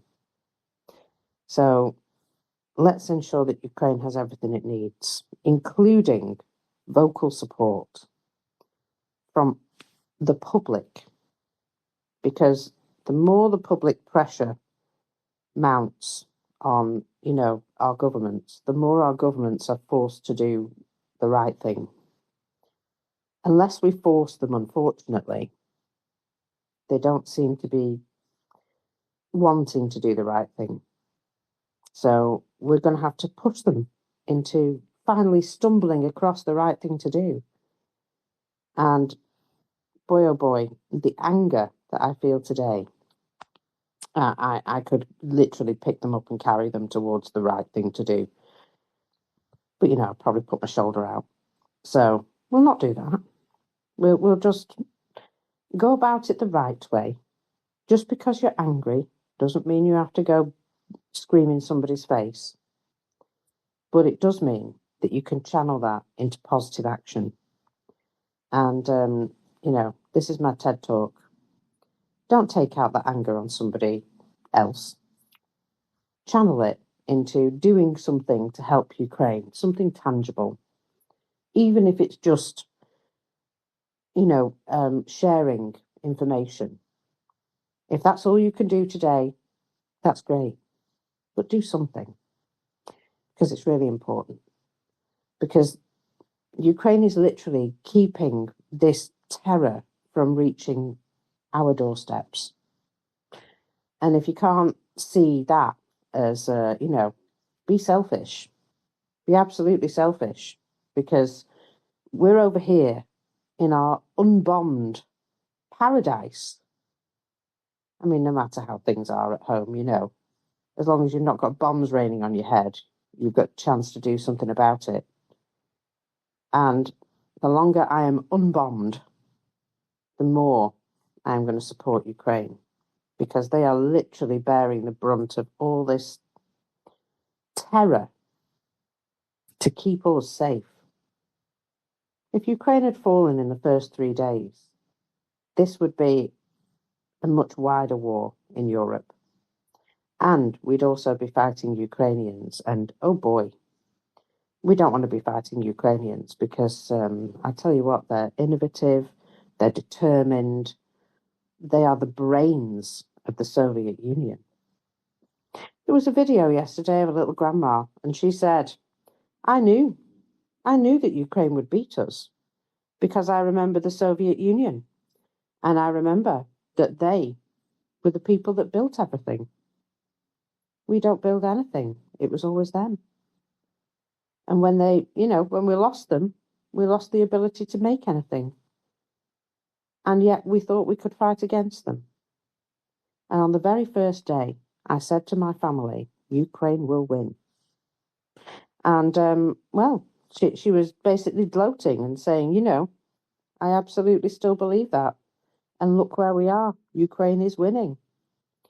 Now, for a Russian grandma to know that, it just goes to show, doesn't it, that for all his machinations, Putin forgot to read the history books. He forgot who really did everything. And he thought he could just attack and take that back. But Ukrainians are very determined to live their own lives and build their own future, even if it means having to build it from rubble. A fancy Vishivanka, my friend. Welcome up. I'm not coming to these spaces, unfortunately, often enough. And I just wanted to say, you're absolutely right. Today I'm super angry. That's why I'm coming to the space to voice it. But these are the death throes of the Kremlin regime. Why are they bombing churches? Why are they lobbing missiles into civilian spaces? Because they fail to strike relevant military targets, because they can't. They're in the death throes.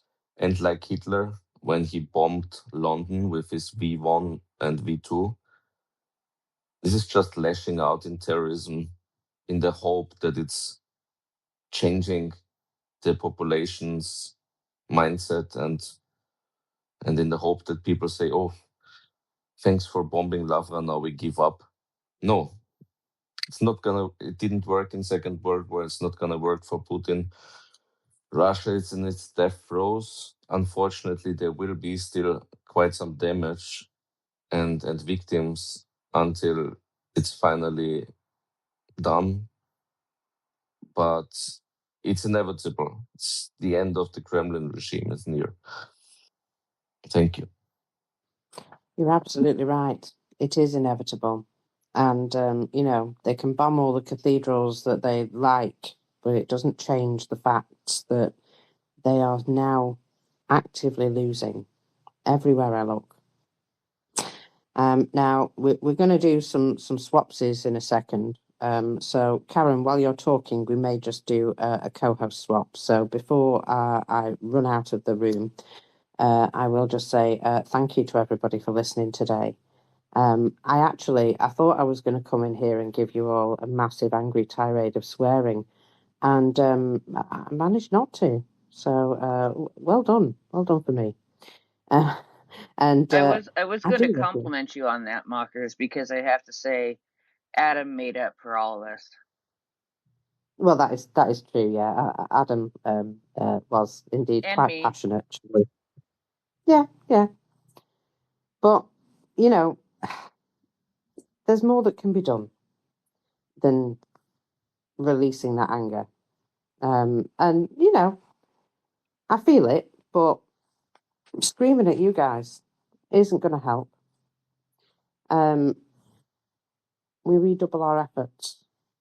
We make sure that, Ukraine isn't going to have to face this for fucking ever. We do whatever we can to help some more, because that is the only way to stop Russia. Ukrainians got up this morning and they put out fires and they dusted themselves off and they got coffee and they started their day. And if they can do it, so can we. I do love you, I mean it, and all of that. And thank you very much for listening to my TED Talk. Karen, go ahead. Well, you were talking about the emotions that accompany some of the horrific events like this, and how some of us are just kind of had our breath taken away and others are swearing. And today, Keith Kellogg he posted a lot yesterday too. He's been posting quite a few photos of Alexander Usyk, the heavy Ukrainian man who is the heavyweight champion of the world, and met with Trump yesterday. I was gagging, but I have to admit, I admire his self-discipline to do whatever can make Ukraine look favorable to this government. And even if it's got to be painful. But today there were pictures of Alexander talking to the CIA director and to Marco Rubio. And I just thought he probably has read about what do you call that place? The Lavra? Or that beautiful cathedral? Lavra. Peshkra Lavra. Peshkra Lavra. Okay, he's probably read about this. And as a Ukrainian, I imagine, of course, not everybody is religious, and I don't know, but as a Ukrainian, he's got to have some feelings about that. And 9 people died today.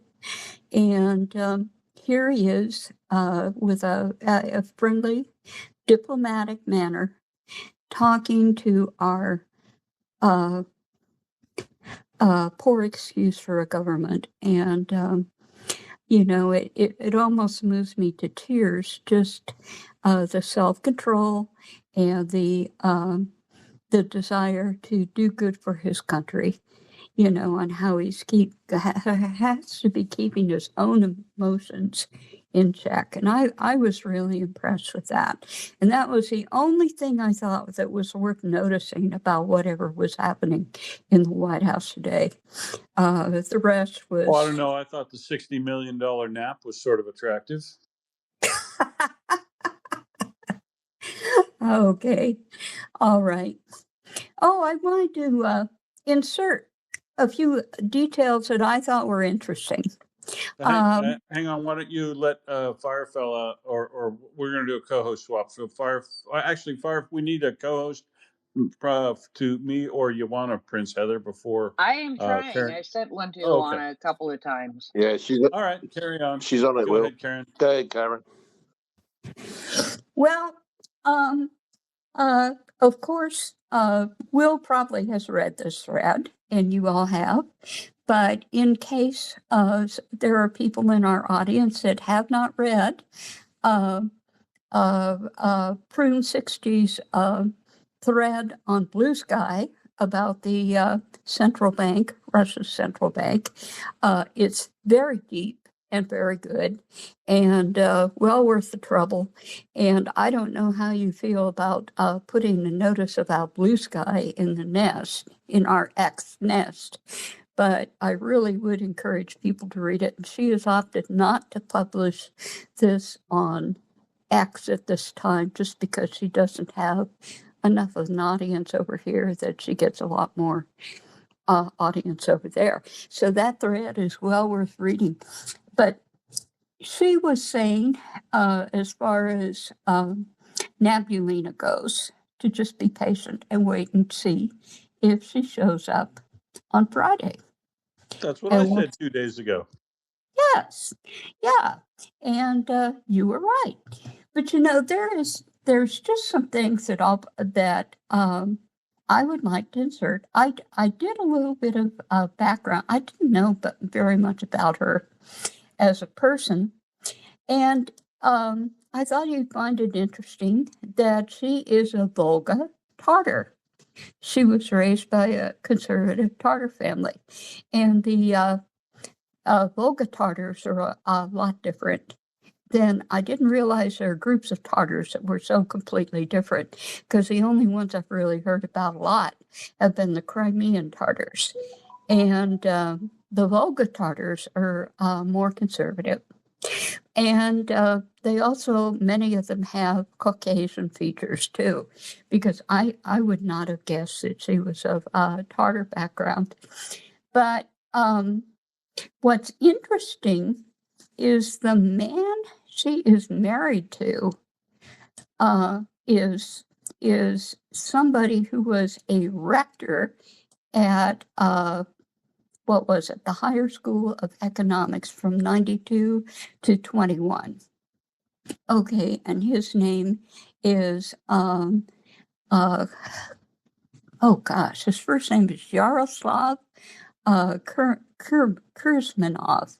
He doesn't have any relation to Ukraine or Tatars or anything like that. He's just run-of-the-mill Russian as far as his background goes. But he was rector of that school, the very best school of economics in Russia, for a number of years. And what was interesting was that he had Dmitry Medvedev in 2019 had reappointed him to another 5-year term as the college's rector. And he left in 2021. And there was a lot of political turmoil going on. And he had been somebody in the 90s who had encouraged openness and academic freedom. And all of a sudden he's seen this shutdown, and he's forced to do things that he didn't want to do, such as suspend the journal that was put out by the school. And then there were several other journalists that were put under. This was back when Navalny was Karen, was. Karen, can I just stop you? Can I just stop you there for a second? I know it's mid-sentence. Sorry about that, but I got a drop. I just wanted to say a special well done to Mockers this morning for staying steady and resolute and not letting all the rage out. But just want to say, everybody, double down on supporting Ukraine today, and I'll drop now and let Will up. But carry on, Karen.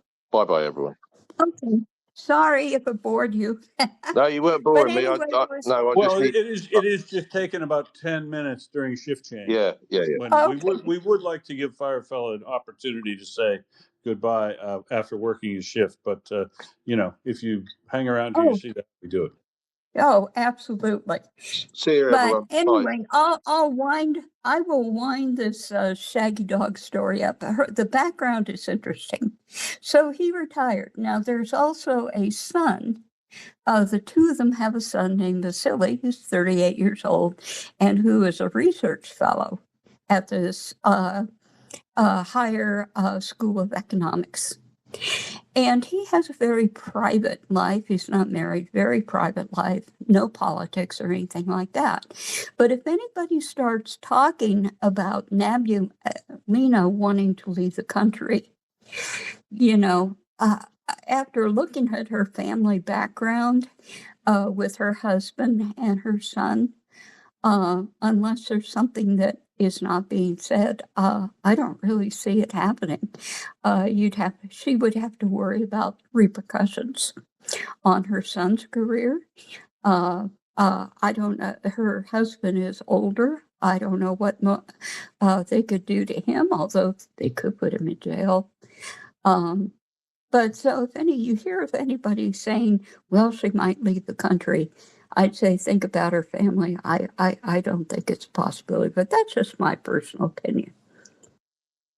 Well, Nyabulina is just one person in Russia. I don't really care about her, even if she was a good professional. She is a good professional. Right now, the situation in Russia, I think it's beyond monetary policy. I mean, there is no right decision about what to do. You can increase the rate, lower the rate. There are bad consequences, whatever way you will take it. I don't care about Nyabulina. I care about Kyiv. I care about Ukraine. And yeah, let's go back to Ukraine. Sorry. No, Back to you, Will. exactly. To be honest, I don't give a shit about what happens to Nabalina and her family. The only reason we have talked about her in this space regularly is because she did appear to be dangerously competent while then not being listened to. But, to be frank, one of the best things that could happen for Ukraine is she and her whole family are arrested, or she tries to cause some uproar or problem. I hope that she has some ethics and is willing to take the emperor on over matters of fact in this matter. And if she is, I absolutely think that would have repercussions on her family. But I really don't care either at this point, because there's a absolute ton. 5 firefighters gave their lives in Kharkiv today as a result of a double tap strike while they were trying to literally save lives.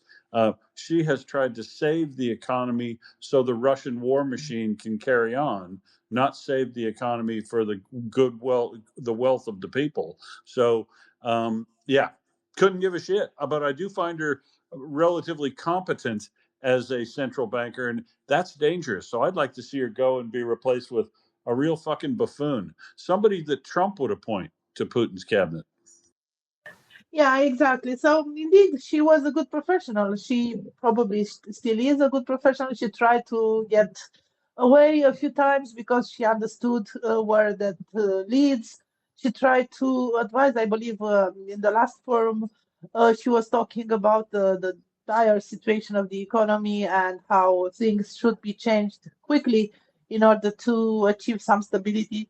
Yes, she was good, but as I said, I really don't care. She's just one person in Russia, and if she goes, it's very well. I don't think she will try to do a riot or whatever else to a coup, something to change the regime. I think it's impossible to do that. No, There are I hope others. he tells her. I hope he gives her directions on some things she should say and do, and she's unwilling to do those, and tries to flee the country. Some scandal like that. Yeah, a What I scandal would be good. suspect, what I suspect is that she probably will. And what I'm thinking might happen is he'll just fire her. And then she would be effectively under house arrest. But because she does not have permission to quit, but you can quiet quit. But I would love to see the whole family somehow make it to the West and make things very embarrassing for Putin. That would be great. Her husband has 2 children who have lived in Norway for years. And I don't know, but I just kind of went down a rabbit hole with that. And the reason that one particular person is so interesting is because she has been such a pivotal figure in the management of Russia's bank. And she has saved it to the detriment of Ukraine. I hope she refuses to be its savior any further. That would be at least something. And yes, get a stupid person put in there, somebody that'll really screw things up. That I can agree with that, Will. Although I do have some concern for her, I am more concerned about Ukraine. Fair enough. Yeah, exactly. And I don't really know if I really want Nyabulina to get into the West. I mean, she could have very interesting informations if she's willing to share. But actually, I would like her to stay in Russia and witness what will continue to happen in Russia. Because, maybe she didn't want to, but she did maintain the stability of Russian economy for 4 years, which is in the detriment of Ukraine. And even if she tried to speak a little bit about this, she didn't try enough. So for me, she is lost. And to be honest, I will share a personal opinion. I was trying to read from Commerçant this morning in order to prepare this session, and usually I find some things interesting, some things a little bit amusing, and so on. But right now, reading this Russian press, I felt just irritated by everything that was in Commerçant, because Putin yesterday started the day by congratulating Trump and ended the day by hitting the most important monastery and church complex in Kyiv. And I don't know. Beyond rage, beyond horror, beyond sadness, beyond everything, I just feel irritated that Russia still exists as a country. Anyway, back to you. But look, I agree. I think, like mockers, though, I think that Ukraine's appropriate response to this ultimate of essentially they find a new ultimate all the time. But 1,000-year-old monastery that I put my photos up in the nest from when I was just there a couple of weeks ago. Just to remind you what that building looks like. What it looked like before, and it will again. And it's just a building. They will rebuild it, right?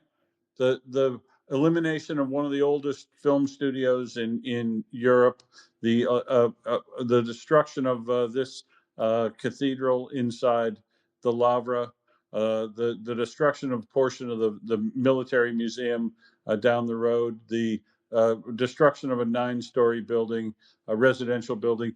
These are buildings, and 4 people died there in Kyiv, and 5 died in Kharkiv, and lots of other injured.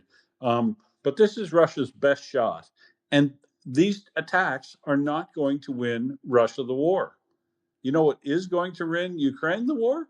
The strike on the Rosavsk, the oil depot terminal. There's a terminal to the north. As Mockers pointed out my tweet, so I put it up in the nest.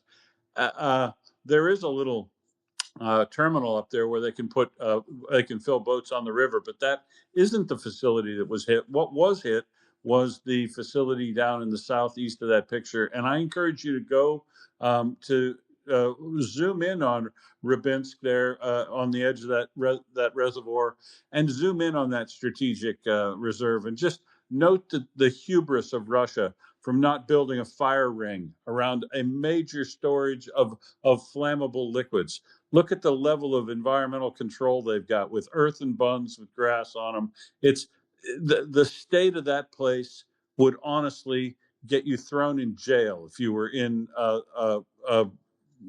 where Ioana's at in Romania, or any European country, any EU country that accepts modern standards for dangerous hazardous facility management would not countenance this facility in 100 years, because it's basically 100-year-old technology is all they've got applied there, and it deserves to burn to the ground, frankly. And I'm really glad that Ukraine is just sticking to their knitting. Yes, this happened before, but they struck that in 3 locations.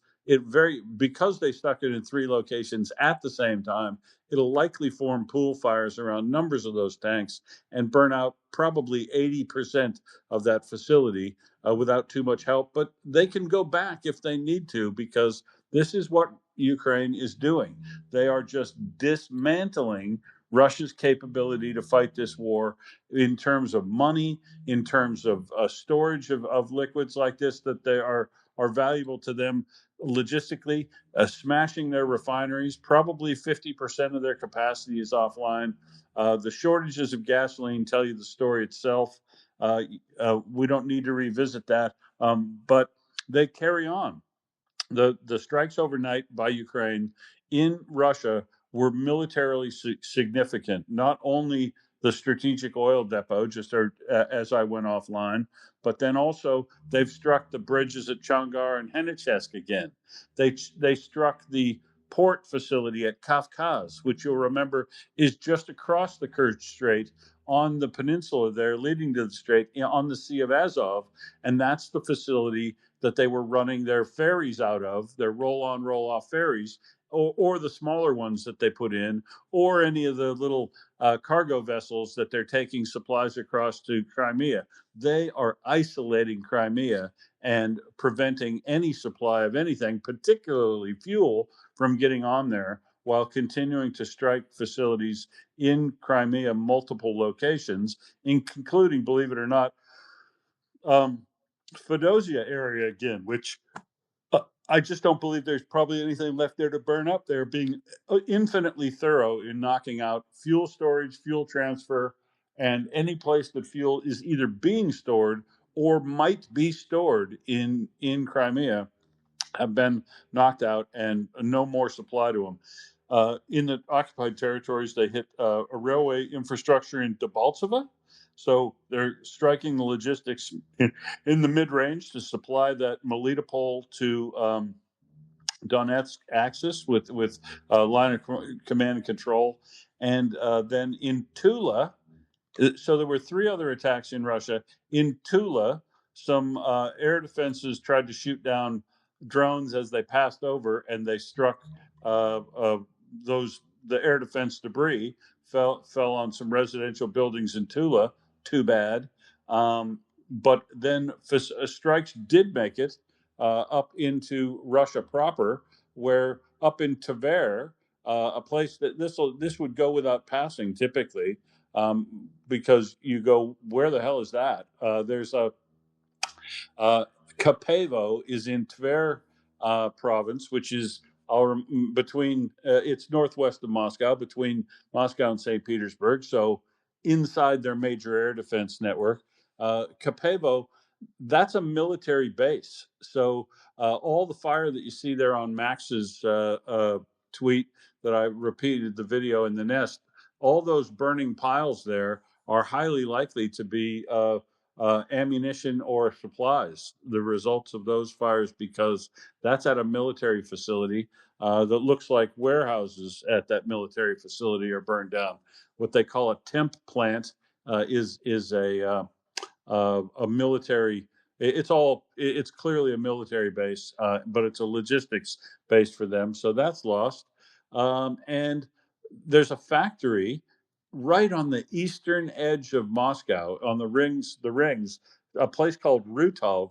There's been a factory struck in there. Now, originally, we thought it was the Mashinostroyenia, which is a machine building plant, obviously, probably making military vehicles of some sort, but it doesn't. It looks like maybe that plant was missed, but the freeze dried food factory in Roitov, which I'm sure makes rations for the military, so is probably a reasonable target or not. But in any case, they hit a factory in Rutov, a viable target. They hit a military base in Tver. They hit. And they've hit Chongar and Henichest bridges again, the port of Kafkaz, and that would be considered a very big news night if it weren't for the fact that Russia has launched 681 death machines at Ukraine, particularly Kyiv. And note that Ukraine did an admirable job of shooting those things down. They shot down 71% of the ballistic missiles. The United States can't do that well in the Middle East. They shot down 95% of the drones. The United States can't do anywhere near that good in the Middle East, and they never face 632 targets in the Middle East. So Ukraine's putting on a valiant effort here, but the problem with ballistics is you got to get them all, and they didn't get them all, and they did quite a lot of damage. Russia did to cultural objects in Kyiv, which is horrendous, but it's not going to win them the war. Exactly. You know what Russia said about this strike this night? Oh no! What did they say? All targets were reached, high precision strikes, and on Lavra monastery it was a Patriot missile. That's what Yeah. Russia said, Yeah. that Well, they achieved all targets, and Lavra Monastery is not them, it was a Patriot, which clearly it wasn't. And all targets achieved. I mean, all were civilian targets, nothing military. As you said, there is no reason to do these strikes other than terrorize civilians. There is no reason to hit museums and administrative buildings and apartments and the monasteries and churches and so on. But according to them, these were strategic, high precision strikes. And of course, because there is this pushback, because nobody wants to see 1,000 years old monastery being struck, they claim it's not them, of course.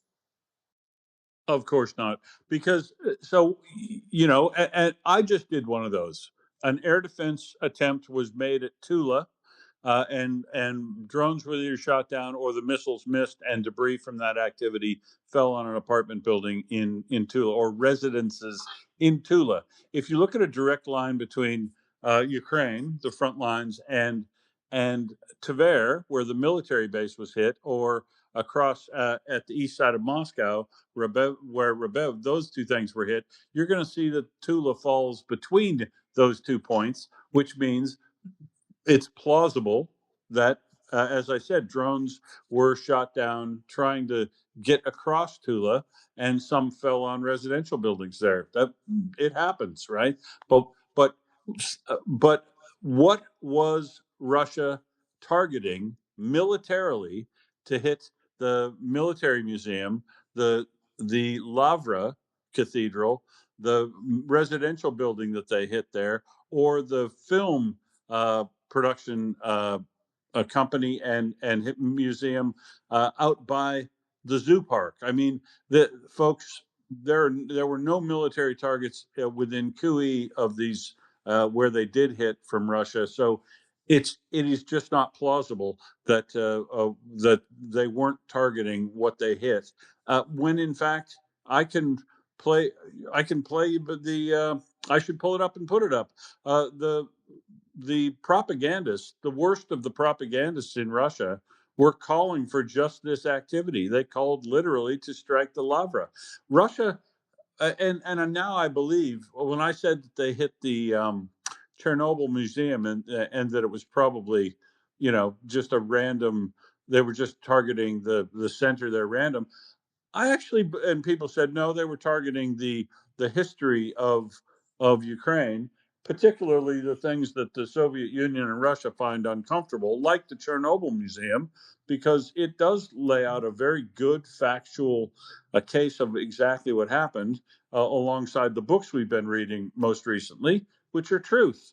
But Russia doesn't want the truth published because the truth shows that their investigation was a sham, and it does show that because it just lays it out, what they were after and how they did it and who they accused and what they accused them of. They just provide you the facts and evidence. But I said I gave Russia the benefit of the doubt at the time that probably weren't targeting that museum. I reckon they probably were, because they're definitely now targeting the Lavra, because the Lavra contains a lot of what Russia has tried to culturally appropriate, and the rest of it is Ukrainian history, much of which is phenomenally painful and uncomfortable for Russia, because it tells the absolute unvarnished truth about the relationship between Ukraine and Russia for a long, long time, and demonstrates that it hasn't all gone Russia's way on many occasions, and they don't like it. So they do want to wipe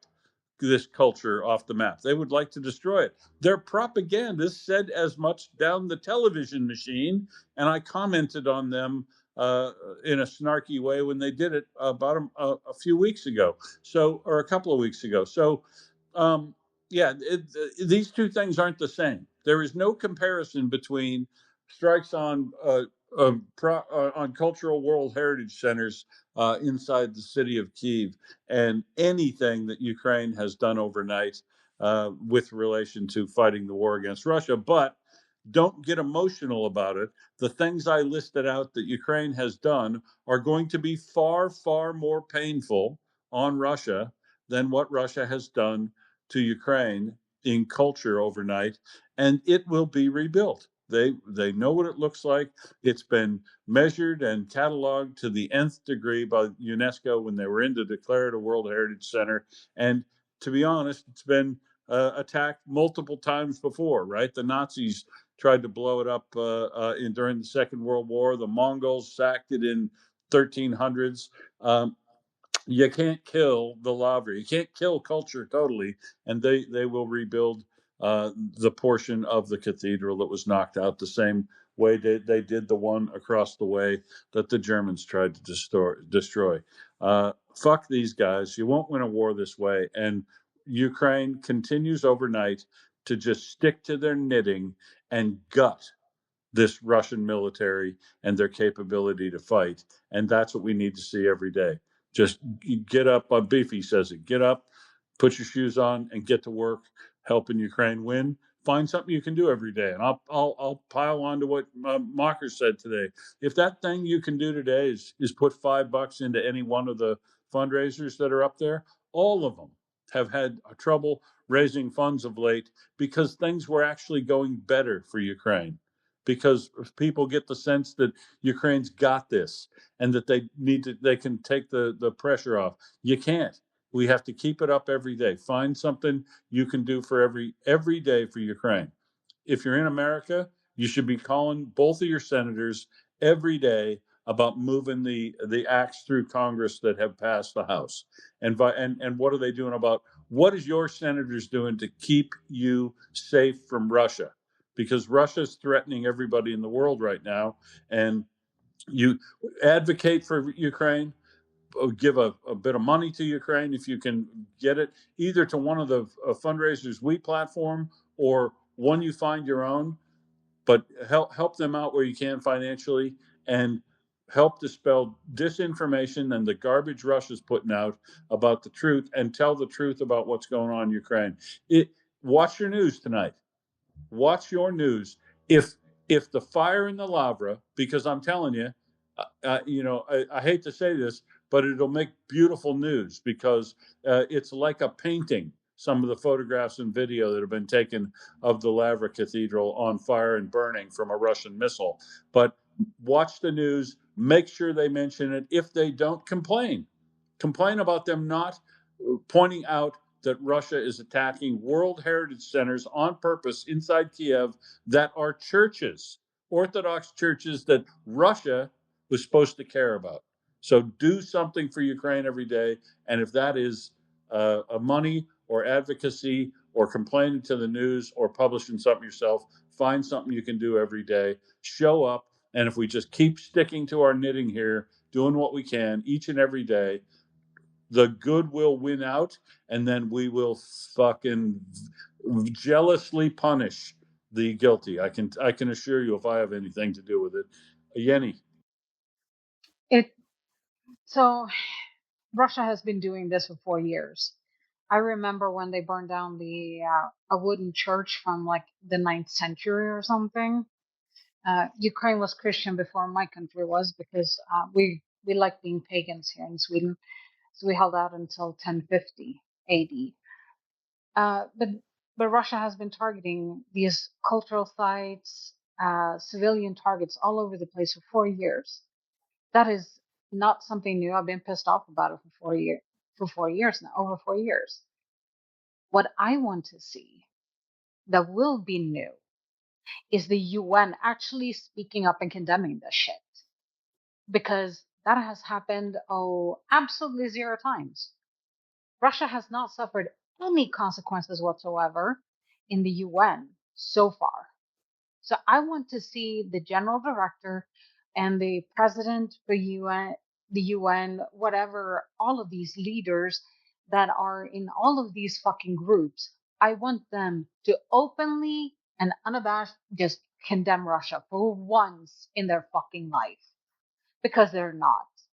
That is the thing that I'm hoping will be the change. This is not new. What was the outrage when they targeted and hit the children's hospital in Kyiv? What was the public outcry? Bupkis. Nothing. Or the Kakhovka Dam. Yeah. What was the UN's response to all of these? Better yet, what was the UN's response when they were targeted by Russia? Did they name and shame the aggressor? No, they didn't.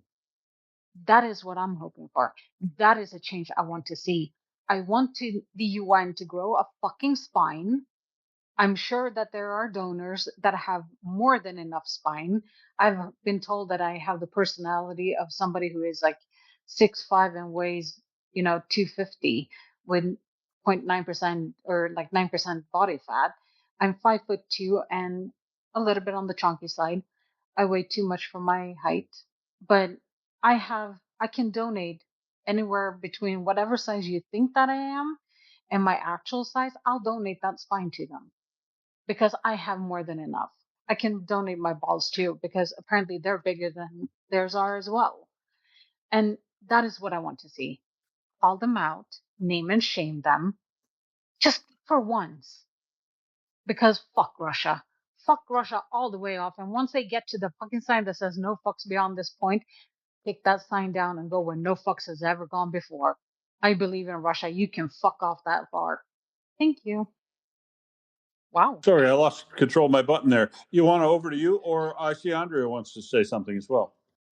Yeah, let's go to Andrea. And I just wanted to say I totally agree with Jenny. Good morning at this after this devastating night. And yes, I absolutely agree, Jenny.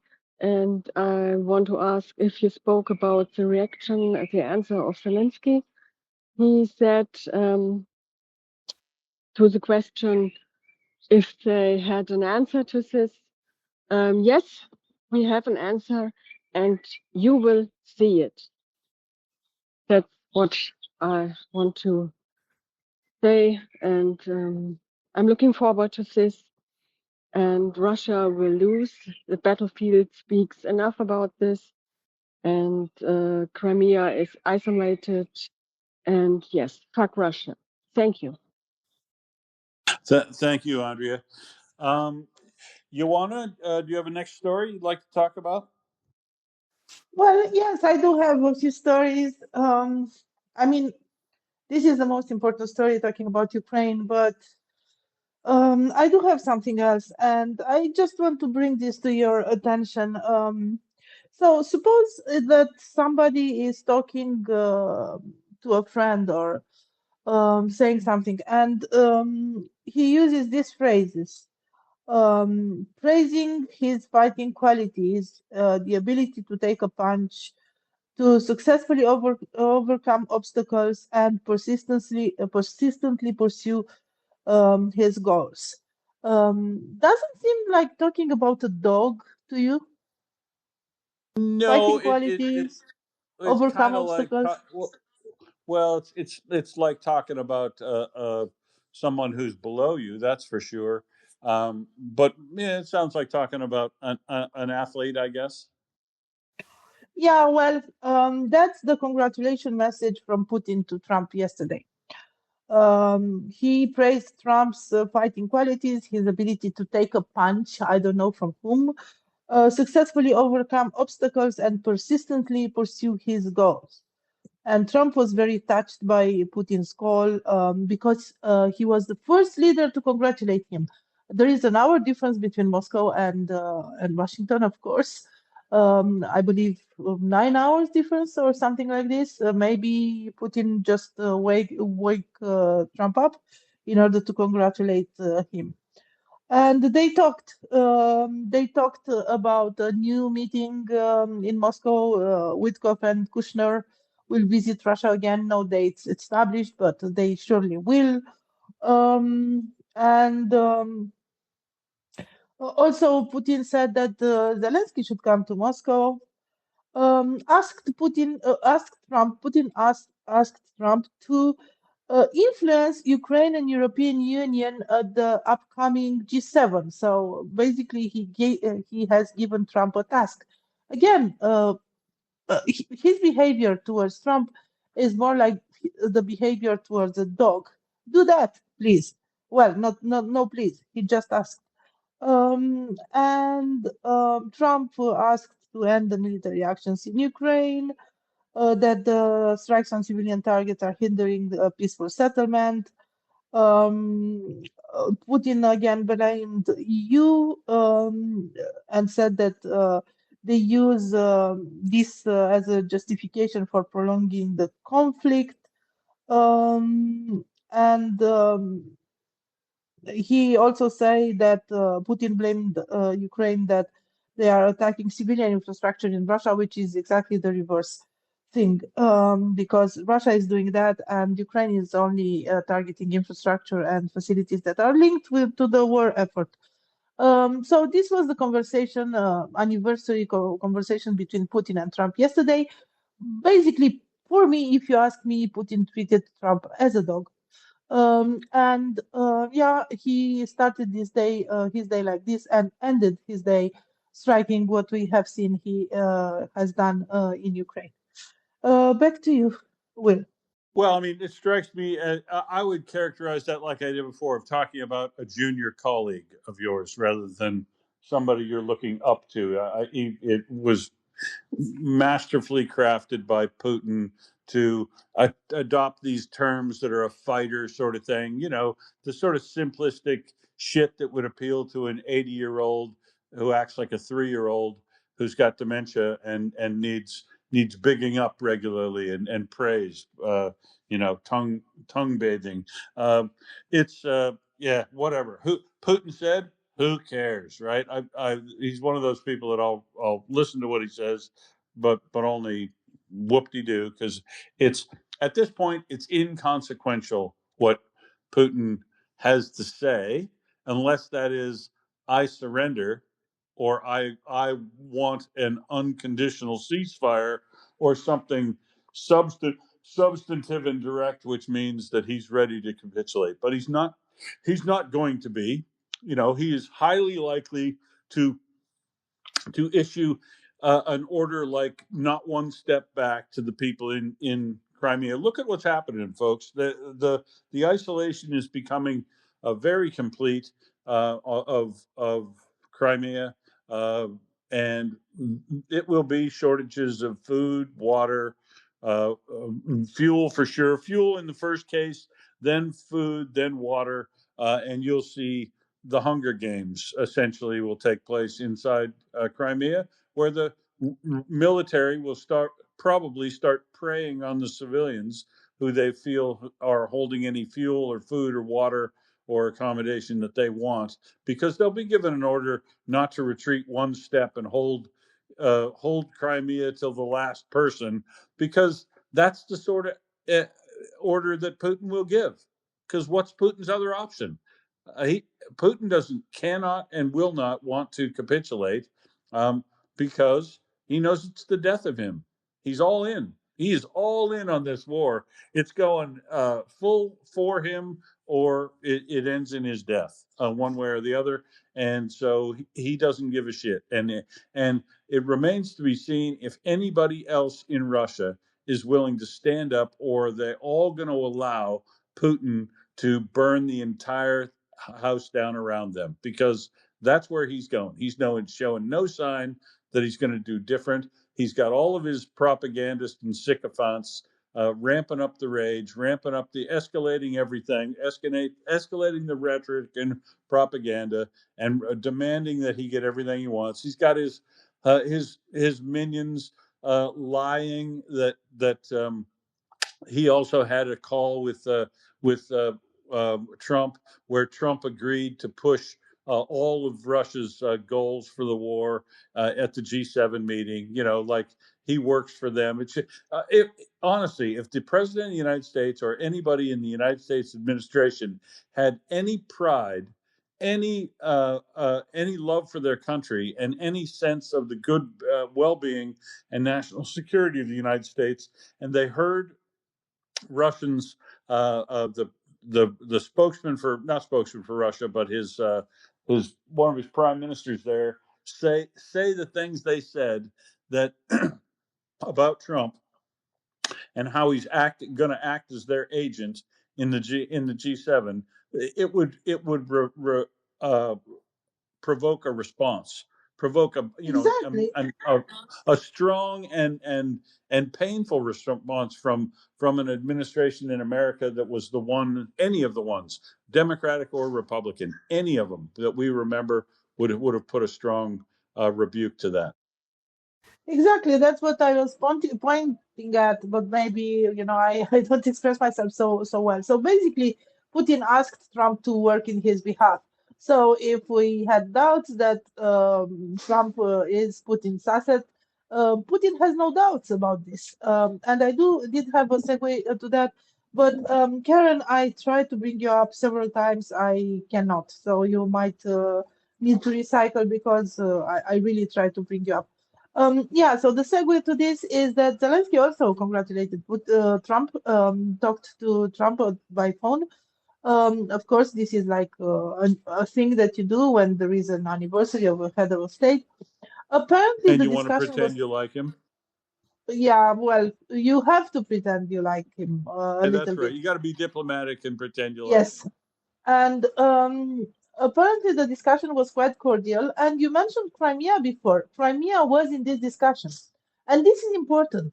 This is really important. So Zelensky said that everything started in 2014. This is also important because, Trump had another mandate and he always claimed that something like this would never have happened during one of his mandates. Well, it did happen during his mandate. It started in 2014. So I think that Zelensky was very diplomatic, hinting at this fact that everything started in 2014 when Russia invaded Crimea, Crimea being Ukrainian territory, internationally recognized Ukrainian territory. And probably he also talked about how they are doing progress with Crimea, Ukraine, I mean, because, Crimea is in a dire situation right now with all the ground communication lines, if not cut, at least endangered, with the Kerch Bridge barely standing up, and with all the ferries and supply to Crimea being well off the list. So yeah, I think it was interesting. It seemed like a cordial conversation, which is good. And it happened after Putin's call, which is again good because Trump is very sensible to the last one calling. Back to you. That's right. You got to. I mean, it's the problem in talking to Trump on the phone is you've got to make sure you're the last call in the day, but before nap time. Otherwise, you got to wait till 2 a.m. and ring him. Yeah, you were talking about the 60 million nap earlier, and to be honest, I wanted to watch what happened last night in US, but I couldn't because it was at an impossible hour. Can you elaborate on You'd be this? better. You'd be better to watch the replay of the 5-1 absolute perfect destruction of by Sweden of Tunisia in the World Cup. That was the thing worth watching coming out of America. The UFC, the birthday party, the $60 million birthday party for the president of the United States. He literally took a nap in. There's this clinical psychologist or a rehabilitation guy that does these videos, like 30-40 second videos on Trump's dementia basically every day. You'll probably catch one in your feed if you follow the right things. But he 2 days ago he said, look, I guarantee you that Trump is going to fall asleep at his UFC thing. Look at what time of day it is. Look at he was going through the NBA finals that Putin, that Trump also forced America to waste millions of dollars on so that he could go to that, and he fell asleep. And he said, yeah, I'll guarantee you it's doing it because this is systematic of a person who's going through frontal temporal dementia, where they lose contact with the daily circadian rhythms of when you're supposed to be awake and when you're supposed to be asleep. And he'll decide these periods of time during the day, uh, his body will just say, go to sleep. It's time to sleep now, so that he can wake up at 2 to 5 a.m. when you normally see him tweeting from probably his toilet, like a madman, the stuff he puts out. I mean, he's crazy. But yeah, so he did. He fell asleep at a UFC fight, a huge fight with a cheering crowd all around him. Time for a nap. Gee, aren't we glad we wasted $60 million so that this guy could both desecrate the front lawn of the White House uh, and throw a big party for himself like it's a cult of personality. He sickens me, the waste from this guy, and I hope. Well, I hope he does try to do Putin's bidding at the G7, so that everyone else in attendance can absolutely see it for certain that he's carrying Putin's water like a water boy for him, and that they all now, from their position of relative strength, say what I've always said they should say: "Thanks, Donnie. We've got this. You go ahead and worry about the other stuff going on in the world. We're going to help Ukraine finish this with Russia. Just don't get in the way. Just don't get in our way in finishing Russia. And if you do, there'll be consequences." Because the right and good thing to do here is to finish helping Ukraine eliminate the threat from Russia, and we're going to do that. But you don't need to provide any money. You don't need to provide. If you want to sell weapons, great. But if you want to back out even further, you're going to back out of NATO. Whatever. You know what? Just do whatever you're going to do in a reasonable and transparent manner, and we understand. We don't want to have a beef with you, but we're definitely going a different direction, and we hope you respect that, and hope he goes away. Because they say that to him, he will maybe take it and go away and do whatever he's going to do next. Hopefully, it isn't invade Greenland, but it'll probably be Cuba or wherever he's decided next. If this Iran thing is done and doesn't come back and blow up again, but.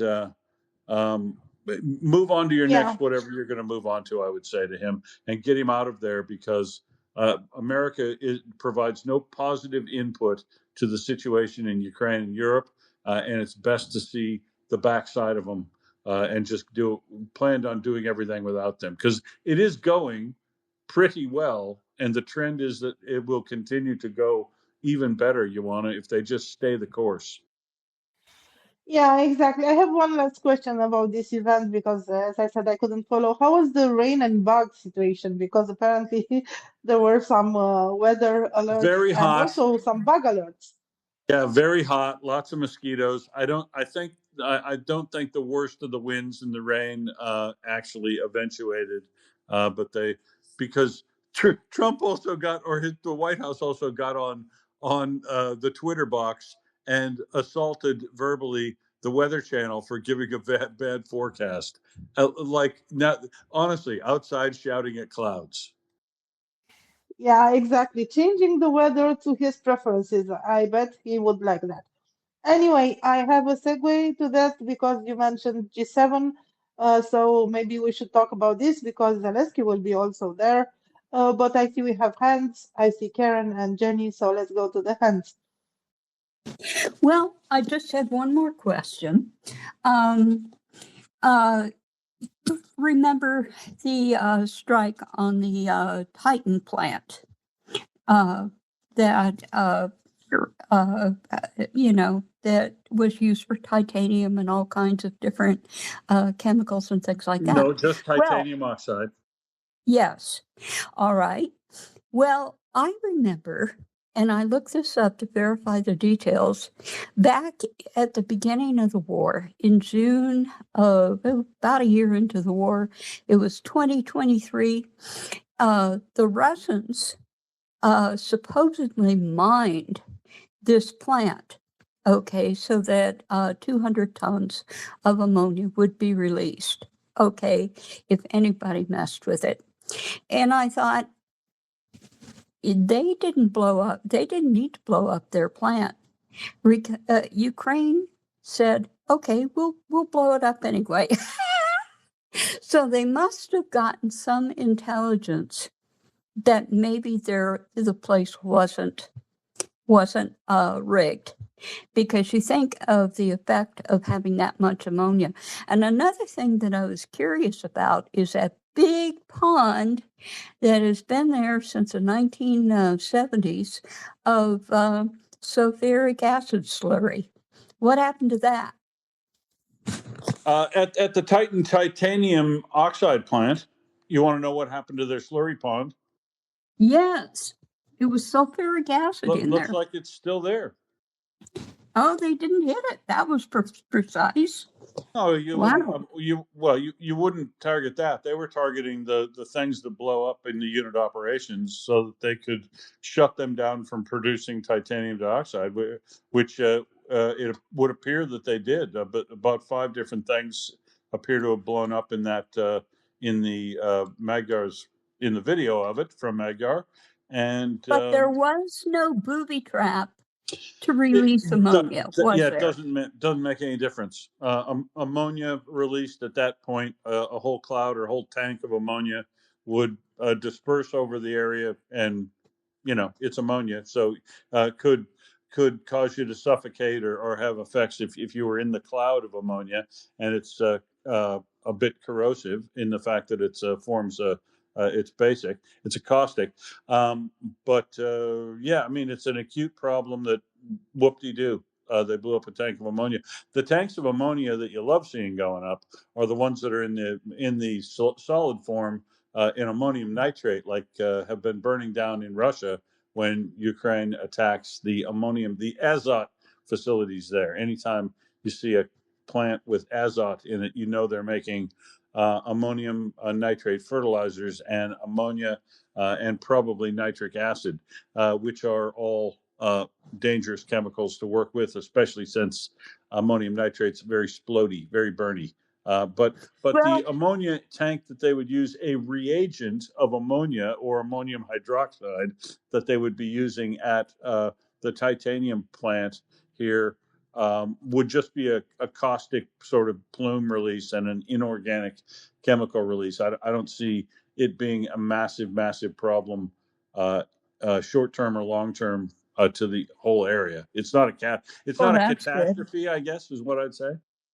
Yeah, because what I had read back in 2023 was that it would be an environmental disaster, and evidently that wasn't true, was it? Well, it would be a localized disaster, but I don't know that it would be anything on the scale of some of the oil spills that Russia has generated by trying to use the wrong tanker for the service on the ocean. So, yeah, you got to put them all in perspective. Would it be an environmental disaster if you were the fish that lived in that reservoir right there? Yes, it would. Is it going to be an environmental disaster that's going to affect the Sea of Azov more generally? No, it's not going to be that bad. So it's a localized thing, I'm pretty sure. Well, I am going to drop now. And the only comment I have further for this evening is that I remember when I was a kid and I first heard about Lenin and Stalin at the time, but he was removed in the 90s.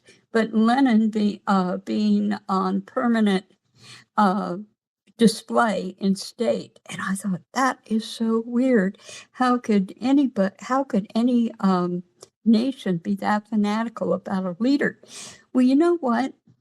Some of these MAGA, I wouldn't put it past them, to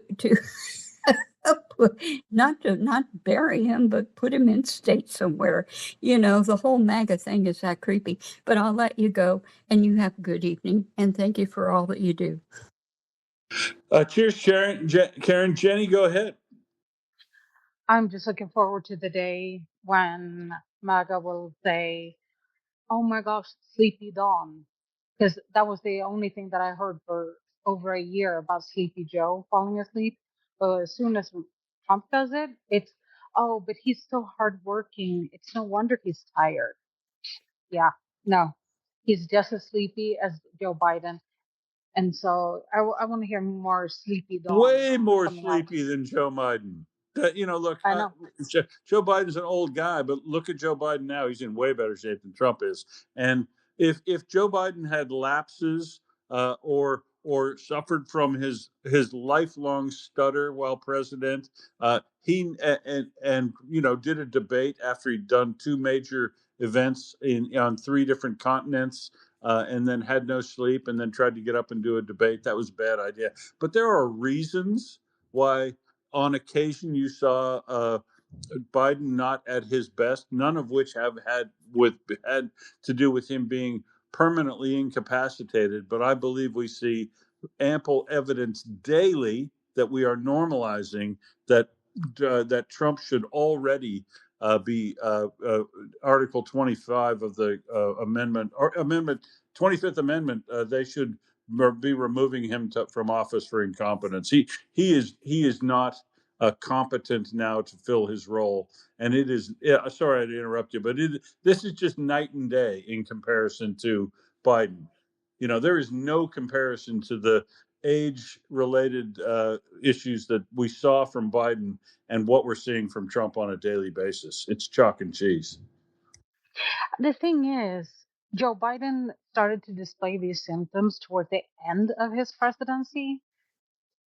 This is occurring at the beginning, and Trump is now, I believe, he's the same age or slightly younger than Biden was when he took office. So it's actually quite concerning that this is being displayed already. What is it going to look like in 2 years from now? I don't even want to know, because He'll be it will dead. be You awful. won't see it. Yeah, that's Trump will be dead before he ends his presidency. that is most likely true. You're absolutely correct, but still at the same time, if you want to make a comparison, If not before the primaries will probably kill Trump with stress, and if that doesn't, the absolute frustration that he is going to suffer, and the investigations and all the rightful things that will start to try to remove the entire Trumpism and MAGA and expunge his memory and mark from the entire government in the United States will probably commence in his with the Congress in his second half of this term, and that will probably drive him to death too. I hope it does anyway, because it's like Navalny. I don't. He'll deserve every last second of what happens to him. I agree. I totally agree. I wish I didn't, because I feel like a horrible person for saying that I wish that he's gone, but I do wish that he's out of office, because my hope when he was elected was that he would wash his hands of everything Ukraine and just go, I don't care what they do with the American weapons. They can do whatever they see fit. I am not touching this anymore. And then just extract himself from the situation and just go like, I'm just going to leave them to it. I don't want to have anything to do with it. That is what I hoped for. What I'm getting is not that though. This is bad. Just saying. And so, I just wish that he wasn't as big of a part of what's going on. I just wish that he would just wash his hands and let Europe do what they want and what they please, and also, donate Gripen.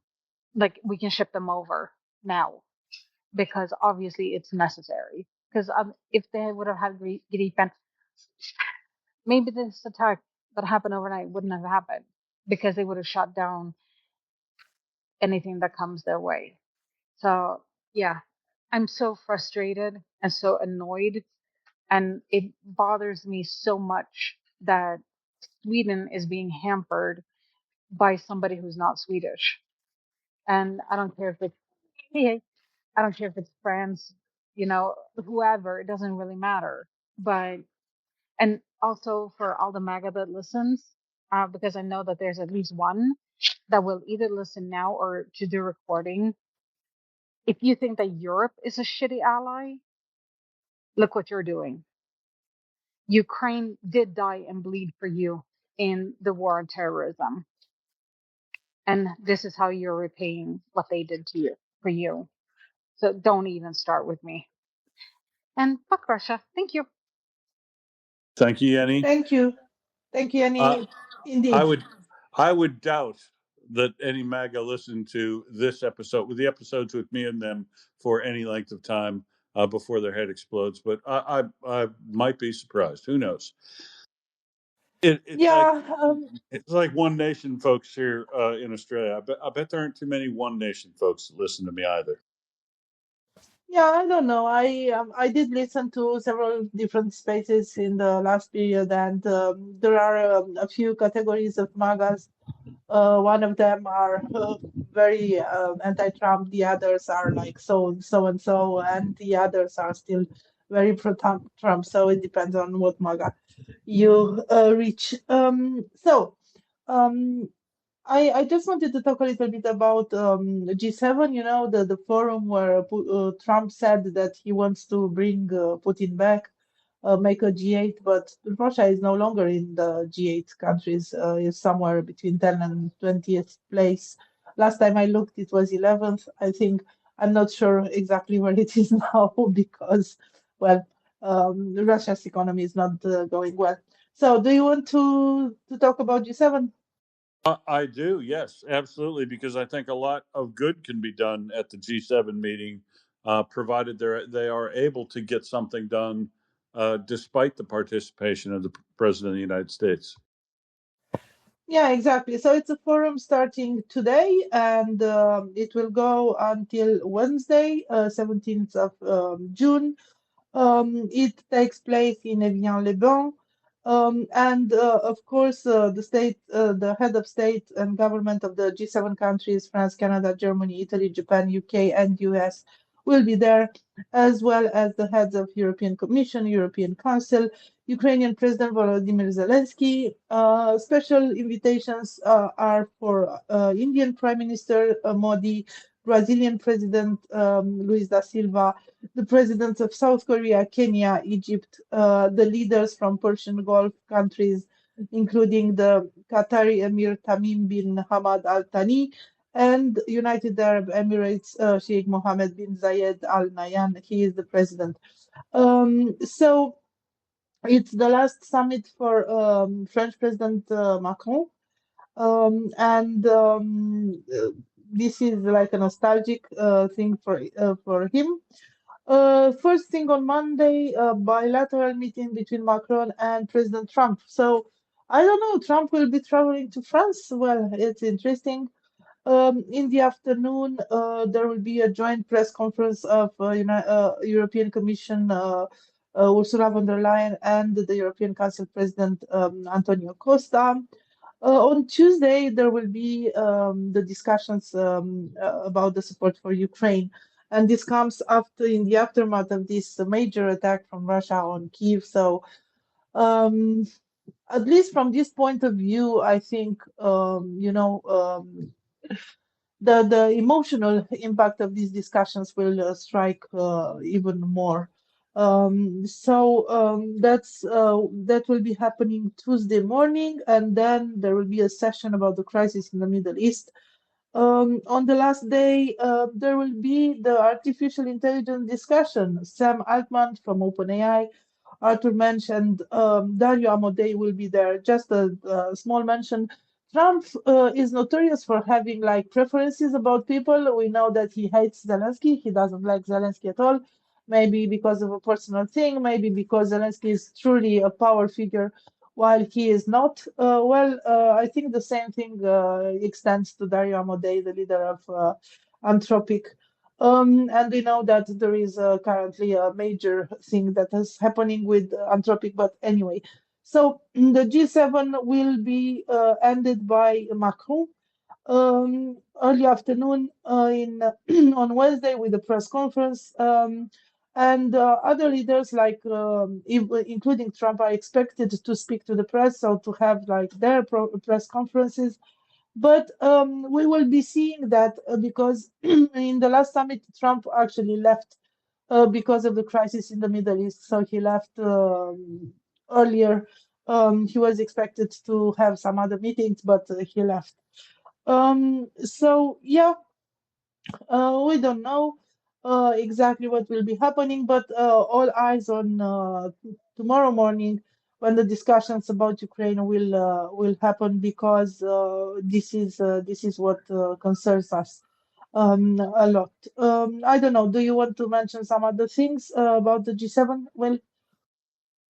No, I particularly wanted to note that Modi was going to be there, and some of the other folks that, like I say, I think if the G7 can be extremely valuable if they are able to do stuff despite the president of the United States involvement, because he just demands that he be such a center of attention all the time, rather than a group of 7 countries plus invitees to talk about issues that are important to him.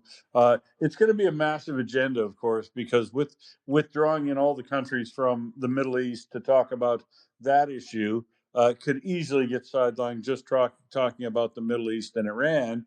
And then you've got Modi coming in, but maybe it allows an opportunity for Zelensky to talk to Modi on the sidelines, because getting India to lower its support for Russia would be an ideal thing to do. This would be the opportunity to talk to Modi about the true status of the world, and where the world's going, and who's actually going to win this war. And you guys might start wanting to hedge your position early rather than late, right? India's never going to be a supporter of Ukraine, but it can be a worse supporter for Russia going forward, so that it might save some benefit for itself. And that this sort of triangulation is the thing that'd be good. So I great that Zelensky's going. I don't know that we'll hear that much concrete out of the discussions about Ukraine. I hope Trump doesn't. Well, I guess I don't care what Trump does, because it'll all be a circus. But I hope they're able to have some interesting and beneficial side conversations for Zelensky with some of the other participants that are there, and that he gets some. They big Ukraine up a bit when Qatar and the others from the Middle East are talking about Ukraine's involvement in helping them there, because I know personally from a phone call during a World Cup match that was going on that I had with a group I've got that are a representative from Doha, has said that he himself has witnessed the Ukrainian contractors, quote unquote contractors, in. I'm sorry, I lost sound. Will, Jenny, do you hear Will? No, I don't. I think Will is a ghost. Yeah, this happens sometimes. I'm sorry, Will, if you are still speaking, we can't hear you. Yeah, you were talking about the agenda of the G7 and the potential bilateral meetings. I don't know about bilateral meetings, but I know that Zelensky is supposed to talk diplomacy about the war, and also air defense, which is very important. We have seen what is happening, and we know that with Russia targeting again civilian targets in Ukraine, all over Ukraine, not only in Kyiv, but also in other oblasts and cities. And we know that they are short on air defense, according to their own statements, especially the PAC-3 missiles for Patriot, which are essential in targeting, in mitigating ballistic targets. Air defense will be a focus of this meeting on Tuesday morning, and apparently it is a working meeting, a working group. How they are calling it, working session. So Zelensky will be there, all the G7 country, and Trump is expected to participate in this session. Just a reminder, all the countries in G7 are very pro-Ukraine.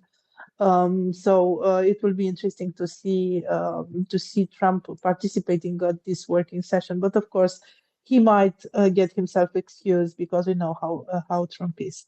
So that's my news about the G7. Until Will comes back, I just want to mention some other very important European news. Today, Ukraine and Moldova are expected to start to officially sign the starting of, negotiation chapters for the admission in EU. So the track for them was quite quick. It was much more quicker than for other countries in the past, but it is a good thing, I believe. So today there will be this official initiation of negotiations for the chapters for Ukraine and Moldova. So both countries are there. There were some speculations that only Moldova will be allowed to start. It is important that Ukraine is there. Yes, Ukraine is a country at war, but it doesn't mean that Ukraine didn't make progress on aligning itself with the EU. I think this is a very important thing. I do hope that this will happen quite in a fast-paced manner, because Ukraine demonstrated that it's capable to do the changes that are expected from it to do. Yeah, I just wanted to mark this out as a major thing that is happening in Europe. What do you think about this, Jenny? I think that is a really good solution. Sorry, because I'm out of breath. I'm speed walking from the store to I'm doing laundry while I'm listening. I'm multitasking. Yeah, I'm sorry. I'm sorry to put you on the spot. No worries. Anyway, so yeah, so first accession negotiation cluster with Ukraine will be opened today at the first intergovernmental conference. There was a statement by Ursula von der Leyen and Antonio Acosta agreed. They agreed this. This is the backbone of the accession process.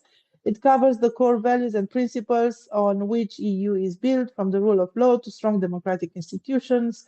This is a recognition of the determination, courage, and hard work shown by both countries in advancing reforms, even in the face of immense challenges, and the signal that EU's offer of peace, stability, and opportunity is unmatchable.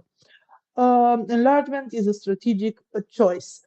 So indeed, there are all these talks lately about how Europe is completely, gone and lost, and how other powers, major powers, are now in place, and how world will be split between, U.S., China, and maybe even Russia, and so on and so forth. These spheres of influence, this multipolarity, all these talks, and everybody is blaming Europe. Well, Europe is slow. Europe is the old continent. Europe has bureaucracy.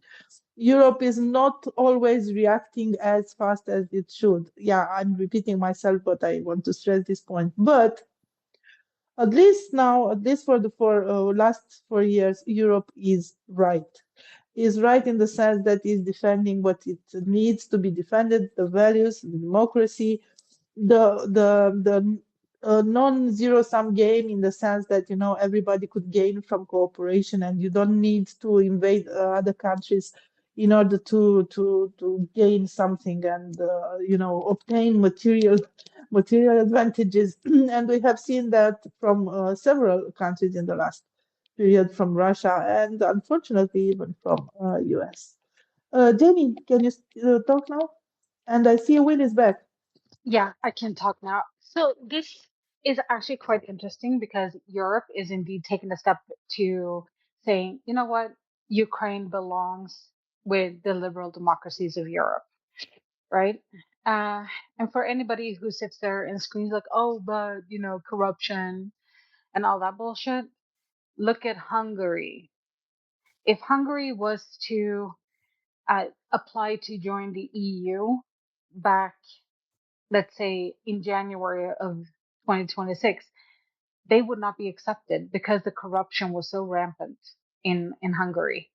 Now they have a new leader who, from what I have seen so far, is working on eliminating the corruption that was set up by Viktor Orban. And Ukraine is fighting really, really hard, not just on the battlefield, but also in the courts and with the SBU to just root out all the corruption. And here's the funny thing, because I have noticed this when it comes to people who want to that have bought the Russian disinformation. Let's put it that way. Uh, they will fixate on one thing, and then they will just look at that one thing, and they don't listen to the logic that you present to them. So when it comes to Ukraine is the most corrupt country on the planet. One that is, don't speak in absolutes, because it certainly isn't the most corrupt country on the planet. It really isn't. Two, the reason why you see the Ukrainian corruption is because they are highlighting it and they are trying to stop it. They're working to eliminate it. You don't see anything about the corruption in Russia because they are not fighting the corruption. They're embracing the corruption and they allow it to continue. It is a part of their modus operandi. So this is why you see what appears on the surface to be a lot of corruption. I'm not saying that there is none. I'm not saying that they are excellent in all these things. I'm saying that they're working on becoming that. And because of that, it is seen. It has been made visible. And then when you look at the cases that have been brought forth as of the end of 2025 up until now, we're talking about the corrupt people that are the closest to Zelensky. Nobody is safe in Ukraine.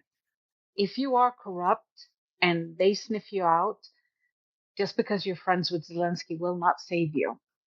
I just want to make that really clear because it's so easy. It would be so easy for Zelensky to direct the SBU in some other direction, like don't target my friends. But he's not. He's not saving his friends. He is actually cheering on the fact that they are going after them. So Ukraine is absolutely 100% a worthy member to join the EU. I personally would welcome them with open arms. I think that that is a fantastic addition.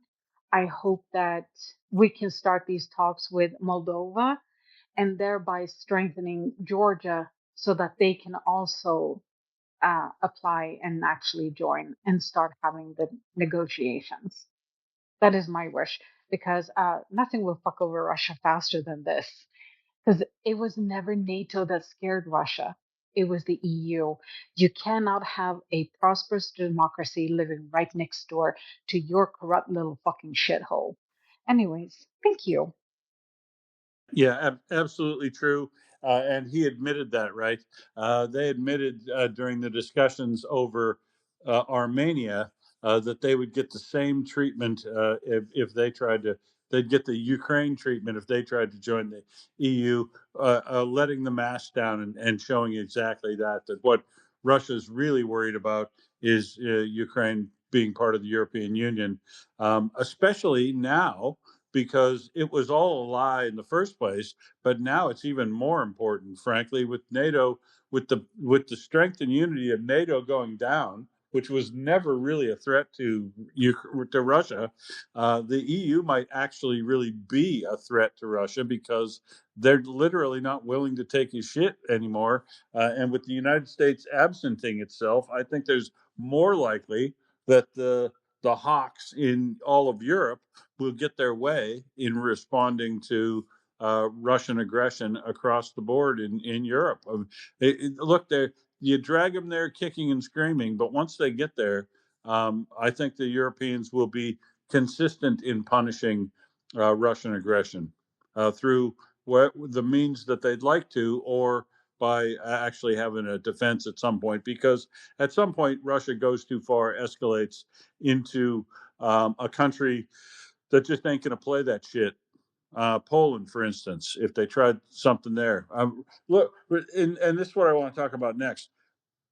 Putin is lied to so much, whether it's people painting whole areas on the maps that they hold and reporting that to him like they've done near Kupiansk on multiple occasions, and you can see through the hierarchies of the military with the manner in which they're not addressing that obvious lie. When an obvious lie like that is exposed, you expect people to go through and do something about it, like you say, like corruption, or they obviously become complicit in generating that. Gerasimov himself has provided statements directly before and during meetings with Putin that are obviously lies, or he actually doesn't know what's going on at all. And regardless of why Putin doesn't know what's going on, he doesn't know what's going on, or people are lying to him, it doesn't make any difference. He's not processing good information to make good decisions, which partly goes into why he's making bad decisions. Part of it is just that he is all in. He is all committed. He's committed money wise. He's committed physical risk wise. He is committed politically to the elimination of Ukraine. And if he doesn't get it, he's done. And he's not gonna go to some quiet place and retire. I guarantee you that. The upheaval that will take place in Russia as they lose this war and people have to come to account will be far more like Ceausescu than they will be Yeltsin for Vladimir Putin. I guarantee it. So they found out yesterday that Putin has actually been lied to for an incredible amount of time. A guy who does who did news for Channel One, Vesti for Channel One, has reported in an interview. I think he's out of the country now, but he reported that since 2011. They've been lying to Putin. They've been producing special news broadcasts that look like Channel One's Vesti, the main channel in Russia, that they put together the news story, and then they'd be required to stay around for another half hour and produce another version of the news story that was called for. The project was called, get this, it was called Main Viewer. I wonder who the main viewer of Vesti was. Well, Vesti clearly's main viewer was Putin, and they started doing things which would pull out all the bad news stories and embellish the good stories so that he could get a better picture of his view of modern perfect Russia. And so that he could feel that he was such a good president about himself, fluff him up so that he doesn't do negative things to you. And the reason this started, this was what surprised me at the time. 2011, you might remember back if you were paying any attention to Russia, that they had some actual large sort of street protests about fair elections, because the presidential election was coming up, and people he does not have to allow governors in oblasts and krais to be he doesn't have to allow elections there. Putin can appoint the governors there or allow the elections, but he more and more often appoints his own guy, or they have sham elections with his candidate and then 4 or 5 other people named the same thing, so you can't tell who's who. But they do stuff like that. So this is how politically paranoid the Siloviki have been in Russia. This doesn't start in last year. It doesn't start at the beginning. 2011, they've been producing him things, falsified news broadcasts, and today they would be absolutely horrendous. In fact, this guy says that when they sunk the Black Sea cruiser, the cruiser Moskva on the Black Sea, they avoided telling him about it for 4 days. You and I were talking this out to death here on Volya before he knew for days, because that's how insulated he gets. And as all totalitarian, or as all dictators who are in authoritarian governments drift toward totalitarianism, they become more and more paranoid, and they restrict access to themselves because they're worried about coups and poisoning and plots and all the stuff you should be worried about in Russia, which skullduggery happens all the time. So it's even though he's paranoid, there are people out to get you in Russia regularly. So they tend to isolate themselves, and Putin is probably seen today like within touching distance of no more than about 3 or 4 people a day. And the people that bring him his news broadcast know that it's been curated to make sure that he only gets the good news, which means he's either not making a decision based on solid information and evidence, or he's making those decisions far, far too late, because he gets told about the actual truth too late for him to basically do anything about, which is great for us. It it is super great for us, for Putin to be so actively involved in controlling, micromanaging everything about the state as it becomes more and more totalitarian, and he takes away agency from virtually everyone, and incites fear in people. Like since 2011, enough fear that they would hide things from him. This is very, very good for his enemies, because bad information, late information, poor productivity, high corruption, low trust environment, all these things go together to make very inefficient, very corrupt, and very overreacting things. Like Nabalina. When Nabalina doesn't show up at the the central bank meeting this week to give the update on the interest rate changes, if and when she does not show up at that meeting, then it's a little bit of game on, because Putin removing competent people from his entourage and his government, and replacing them with ideologues is a great thing for Putin's enemies, because he won't control things. She helped out a war criminal, so is complicit in war criming that Russia's done. She's definitely known about it, but I would love to see her competency removed from there. So I'm hoping she doesn't show up at that meeting, and then anything bad more that can happen to the government as a result of her leaving, and scandal and whatever. It's all good. It's all good. I'm going to be grabbing the popcorn and watching what happens. I'll be watching their central bank a lot more actively than I follow our own here in Australia. I can tell you, because it's not that exciting. Yeah, so indeed, but just I had a comment about Putin and this inability to speak truth to power, which is a major deficiency of autocracies in general. So there are three observations about this. Let's see if I have all my points.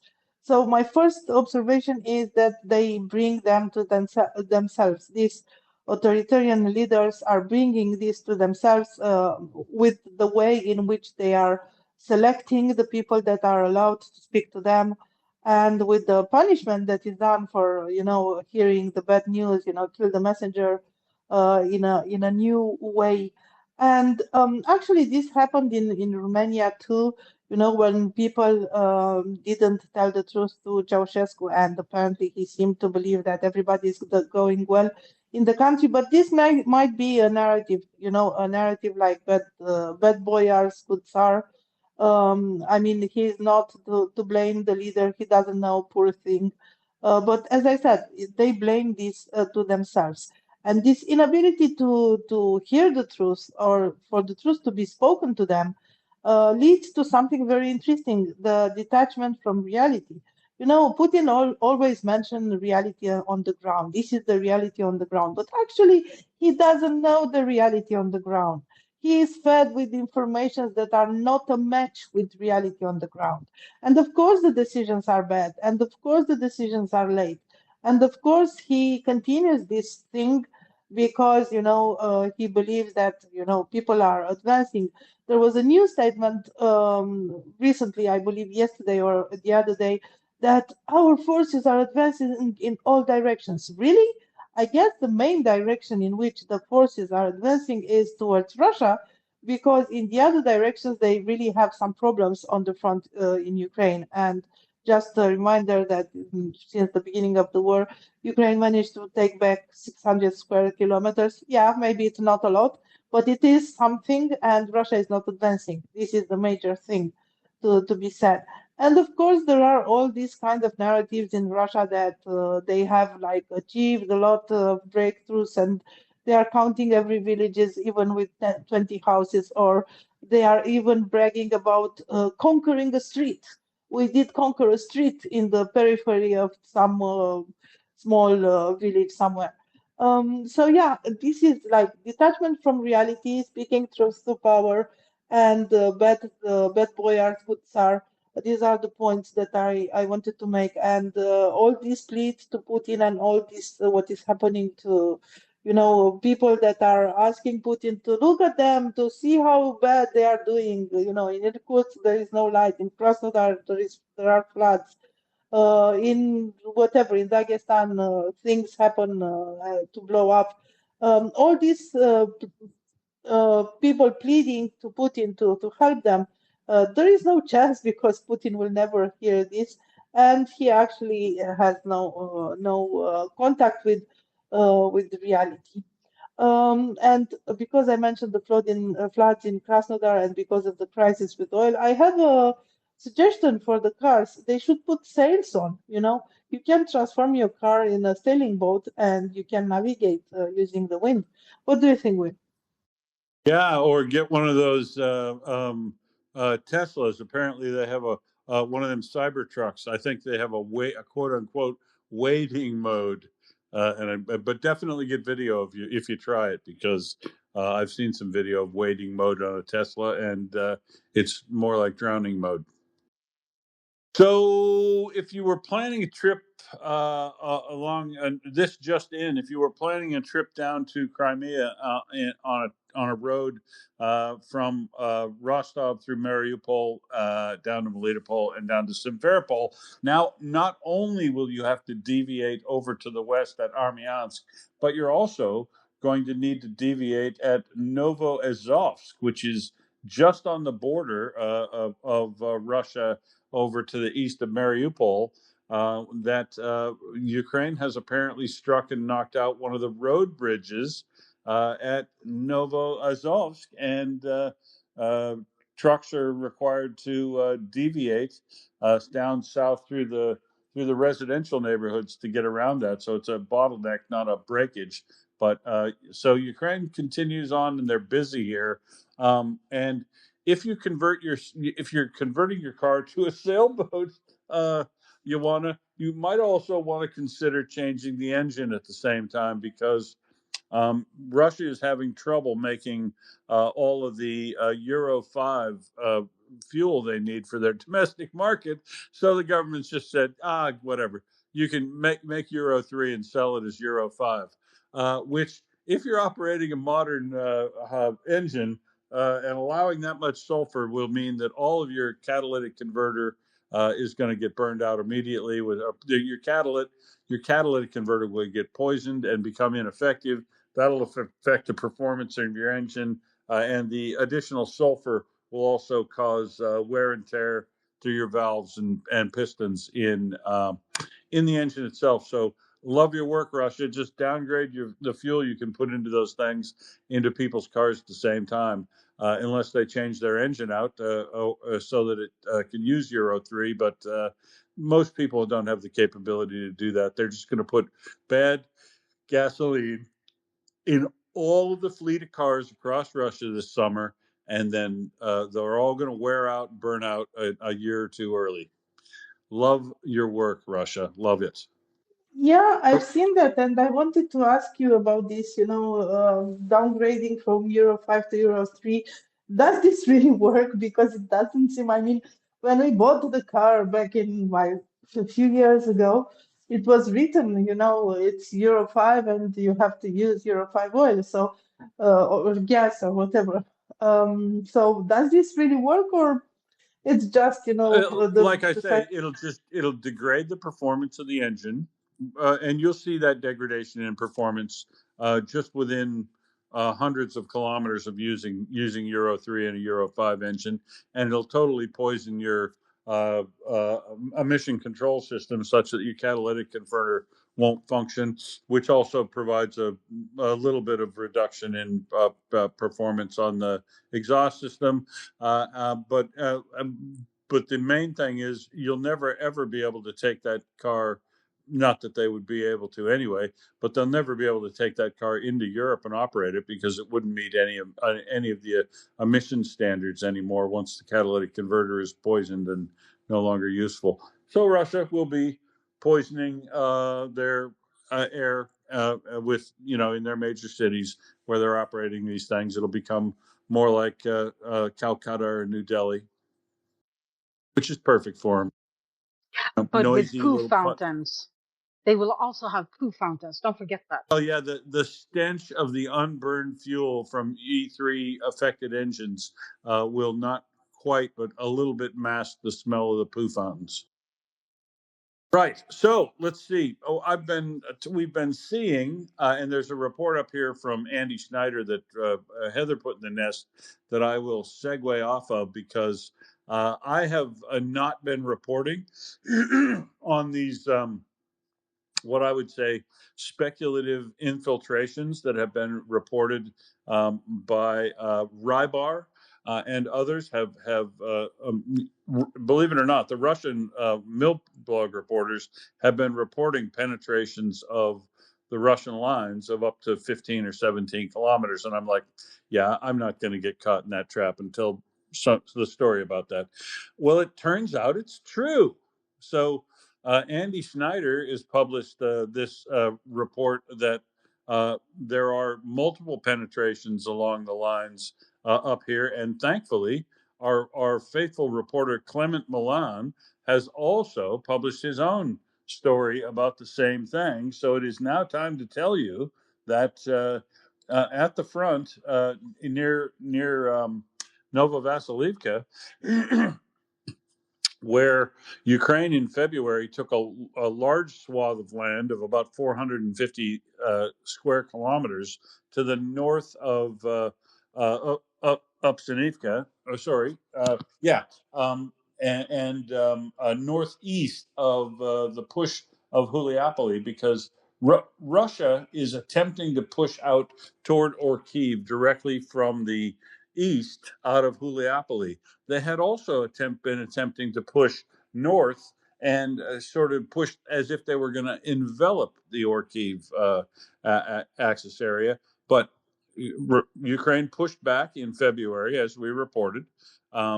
Finally, once we were sure that has happened, well, we can now report that they've done another step forward by making these long penetrations in behind Russia's lines and consolidating the areas that Russia had said that they were holding, but didn't actually have anything out there to hold it properly, and have enveloped some other positions and caused Russia to fall back or have losses.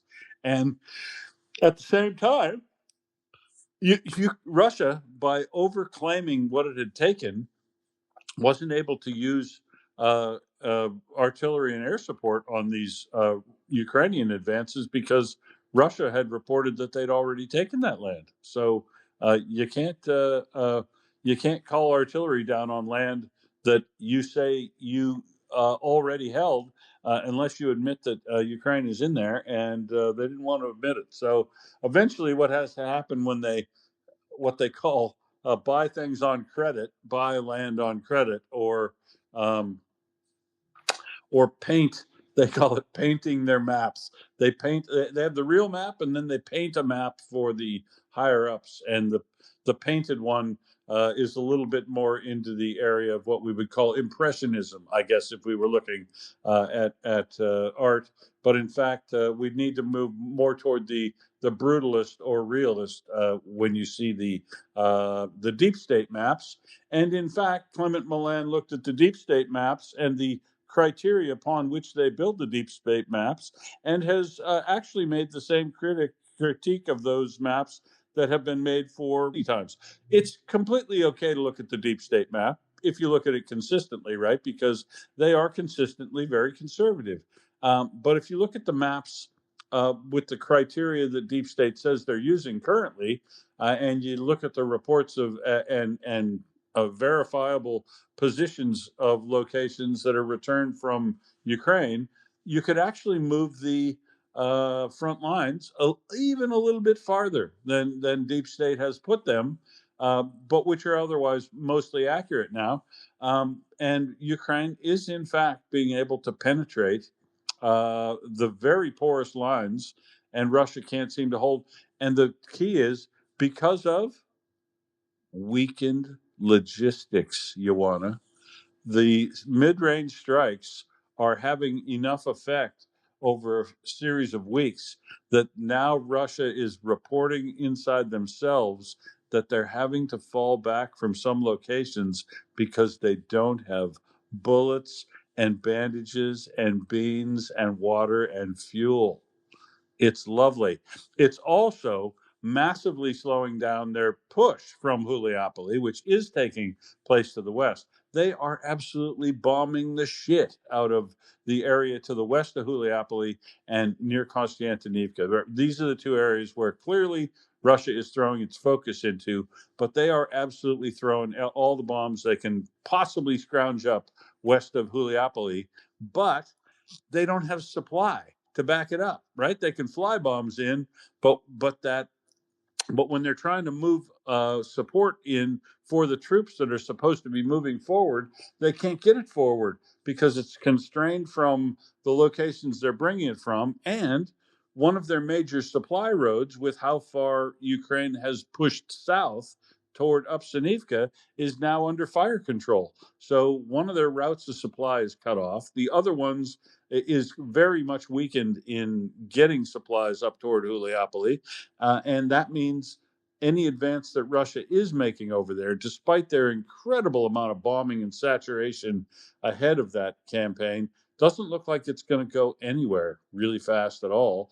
And so Russia, so at the same time they're losing ground to the north and east of Huliopoli, they're not taking any significant amount of ground to the west of Huliopoli. And I was really happy to read that report from Clement today, especially since he mentioned logistics being weak is the reason they can't advance.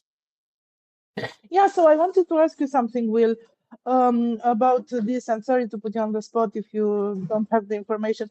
What is the situation around Kramatorsk? So I don't have it right in front of me right now, but Kramatorsk, that Seversk to Kramatorsk area has been a concern, but actually I don't think we've seen much. I haven't seen much reports out of that area that show that there's. They say there's pressure, and our friend Andre is not far from that area. He's down in Chasiv Yar, and he had reported once again that, and he goes to Kramatorsk periodically. From the Chasiv Yar area, and he had said that there's a fair bit of pressure in that direction still, but that Russia's not moving very far since they took Seversk. They've had a hard time moving anywhere west of Seversk toward Slavyansk and Kramatorsk, and Chasiv Yar still holds. And the pressure that they're trying to move out from Soledar, I had not heard is making any movement recently. Have you heard something different? Yeah, actually, the Russians are claiming that they are getting closer to Kramatorsk, and they are claiming that there are evacuation efforts and so on and so forth. But they do that very often, so I think it's just a weird claim from them. Yeah, you want to see a picture of Andre having a hot dog in Kramatorsk? The servos are still open. Yeah, I believe Andre more than the Russians, of course. Yeah, our guys in that area would probably tell us. Look, they say it's tense, right? They're still facing quite a lot of glide bombs and the fiber optic drones. But we're now seeing reports from the top that are reliable that Ukraine has actually got an advantage in numbers in first person drones of all types, of mid range strikes, which basically Russia can't really match all that well. They're trying to with Molyneux and even Garan's close to the front, but they're not able to really match the campaign that Ukraine's putting on. And strategic strike wise, Ukraine is actually sending more numbers into Russia on average. I realized tonight was a big night, 661 or 681 for Russia, and probably only in the range of 300 for Ukraine. But Ukraine's doing 300 every day in, day out. Many days this week, they launched more attack drones into Russia than Russia did into Ukraine. And Russia ain't shooting down 95% of Ukraine's drones. More are getting through, as we see. They can fly 3 all the way to the strategic reserve up in Yaroslavl. They've flown multiples in to cause these factory fire, east of Moscow today, and at a military storage base in Tver. Ukraine is just being more effective. And they're not targeting apartment buildings and cathedrals. They're targeting military targets. So, from a military standpoint, Ukraine is performing better from the tactical drone to the mid-range drone to the strategic drone. They have a clear advantage right now, and this is why we just need to see them pile on and take every advantage that they've got. This bridge strike in Novoazovsk is very important.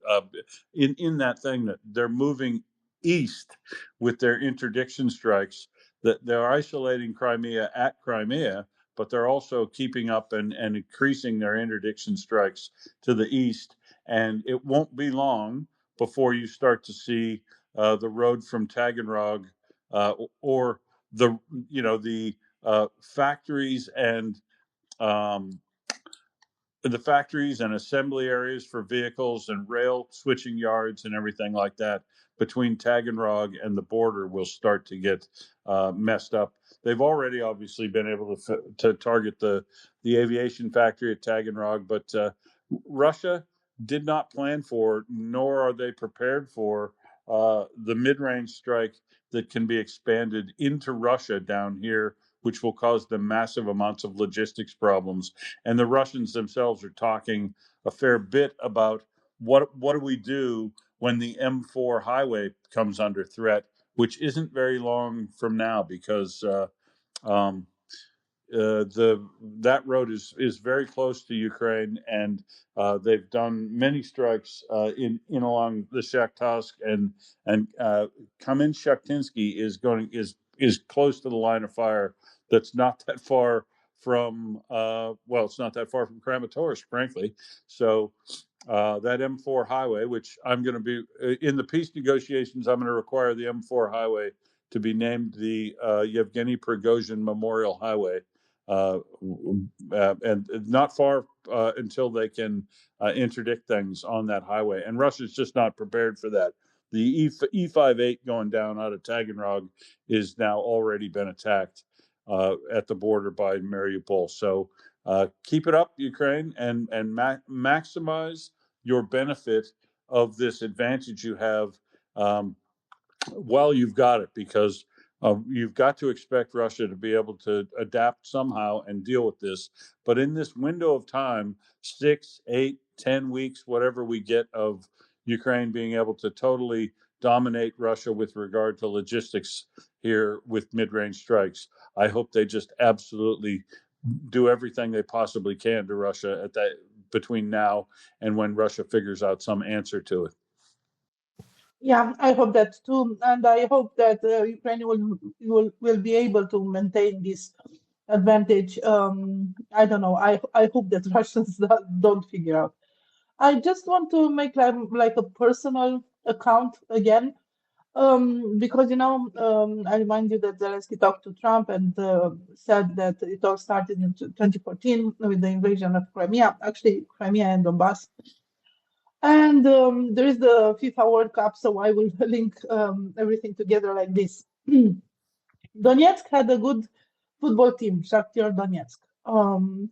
And for a while, the trainer, the how do you call it? The person that was the coach, the coach was Mircea Lucescu, which is the best Romanian coach. He died recently. And because there was a Romanian coach, of course, we were watching the matches. Football is very popular in Romania, and even if I'm not a big fan of football, I still watch football. So we were watching the matches of Shakhtar Donetsk because, of course, it was our coach, Mircea Lucescu. And I have seen several matches of Shakhtar Donetsk in their home stadium in Donetsk. And it was a beautiful stadium. And when you see these TV transmissions of matches, very often they show you the city too, because there is like an introduction. And Donetsk was a beautiful city, was an actually very beautiful city, green with nice buildings, with a historical center, with new buildings. with the great stadium and the area around the stadium and so on and so forth. Um, Fast forward 2026, if you look at Donetsk, it looks like the moon or something, without life. Yeah, there are still people in Donetsk, but buildings are damaged, roads are damaged, everything is gray. The green, you cannot see the green. Do this experiment. Put in like Donetsk 2012 and Donetsk 2026, and you will see the difference. And that's what Russia are doing everywhere in Konstantinivka and in other places. They are just destroying everything. They are taking everything to the ground. So I'm wondering, even if they get to have these lands that of course, I hope they won't have these lands, and the Ukraine will take back all the territory. And I think Ukraine has the real chance to do that. But even if they get to have this land, the destruction they inflicted to this land, it's unbelievable. I mean, there is no victory there in any shape or form. And to claim that Russia is defending the citizens of Donbass or the citizens of Crimea, while they are destroying everything. Have you seen Bakhmut, Soledar, Avdiivka, and other places what they have done? So it's really unbelievable. So that's just what I wanted to share with you. Just check how Donetsk looked in before 2014, and check how it looks now, and then wonder if Russia is really protecting citizens or whatever they claim. Back to you, Will. Yeah, and they permanently ruined Donetsk.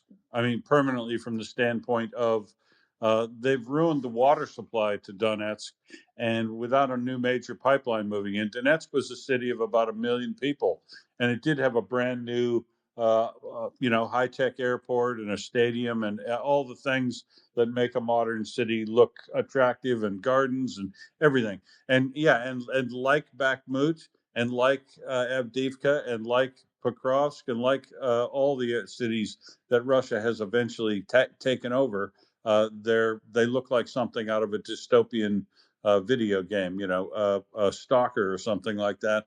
And Russia has ruined the water supply in Donetsk such that it was previously a city of about 1 million people, and now the water supply will support only about 100,000 people. So they probably ruined Donetsk permanently by stopping dewatering the mines that were there, which have impacted the groundwater tables and have now poisoned the groundwater aquifers that you won't get back. If they want to put Donetsk back to this life it was before, they'll probably have to do a major pipeline and pipe water over from the Dnipro after, as and when they put the dam back in, or some sort of catchment and treatment system to pipe water over to Donetsk, because Russia has destroyed it, and destroyed it in a way, not just with bombs. Sure, they did all that, but destroyed it with neglect. So that, mark my words, in a few more weeks, in summertime, we're going to see people out on the street begging to get water from a water buffalo or water tank that's driving down the roads every 3 days in Donetsk, giving people water that way because they haven't maintained the citizens. And this is the real crying shame. If they manage to take all let's just say, for instance, Ukraine agreed to cede all the territories that Russia holds and the fortress belt cities. Russia can't support them. It's not supporting its own oblasts right now. They would not rebuild and recover this area. The show that they're making in Mariupol by rebuilding apartment buildings, folks, that's cheap. That is cheap. We're talking about infrastructure, hundreds and billions of dollars that is you won't even see before you can build any buildings on top of it, or gardens or whatever. Russia isn't going to be able to take care of these areas in the temporarily occupied territories any better than it's looking after its own regions, which are frankly already shitholes. Chelyabinsk, shitholes. Chita, shithole. Places where they produced most of their gold, Literally, the gold comes out of the ground there, and you wouldn't live there. You wouldn't wish your worst enemy probably to live there. You don't have an enemy in your life that's evil and nasty enough to tell them to have to go live in Chita, but it's a normal place in Russia. Same thing in every place I've ever been in Russia. They're all run down and beat to death. Even Moscow and St. Petersburg, you don't have to get very far out of the center of those cities to start to turn into some pretty ugly, rough-looking places with garbage strewn and sewers that aren't connected and all that stuff. The shiny, gleamy portion of Moscow that Candace Owens went to in St. Petersburg don't extend very far out past the ring roads. And that's a tiny, tiny portion of Russia. You get down past the major airport in Domodedovo in the south, and there's some pretty rough areas down there that haven't even had services planned to be brought to them as yet, and they're that close to the capital. It's a shocker. But that's all I've got for today. Ioana, have you got more news stories you want to cover? No, that is all for me too. I try to prepare myself. So just to remind the people, G7 is starting today. Ukraine's accession to EU is starting today. So these are interesting news from the geopolitical side.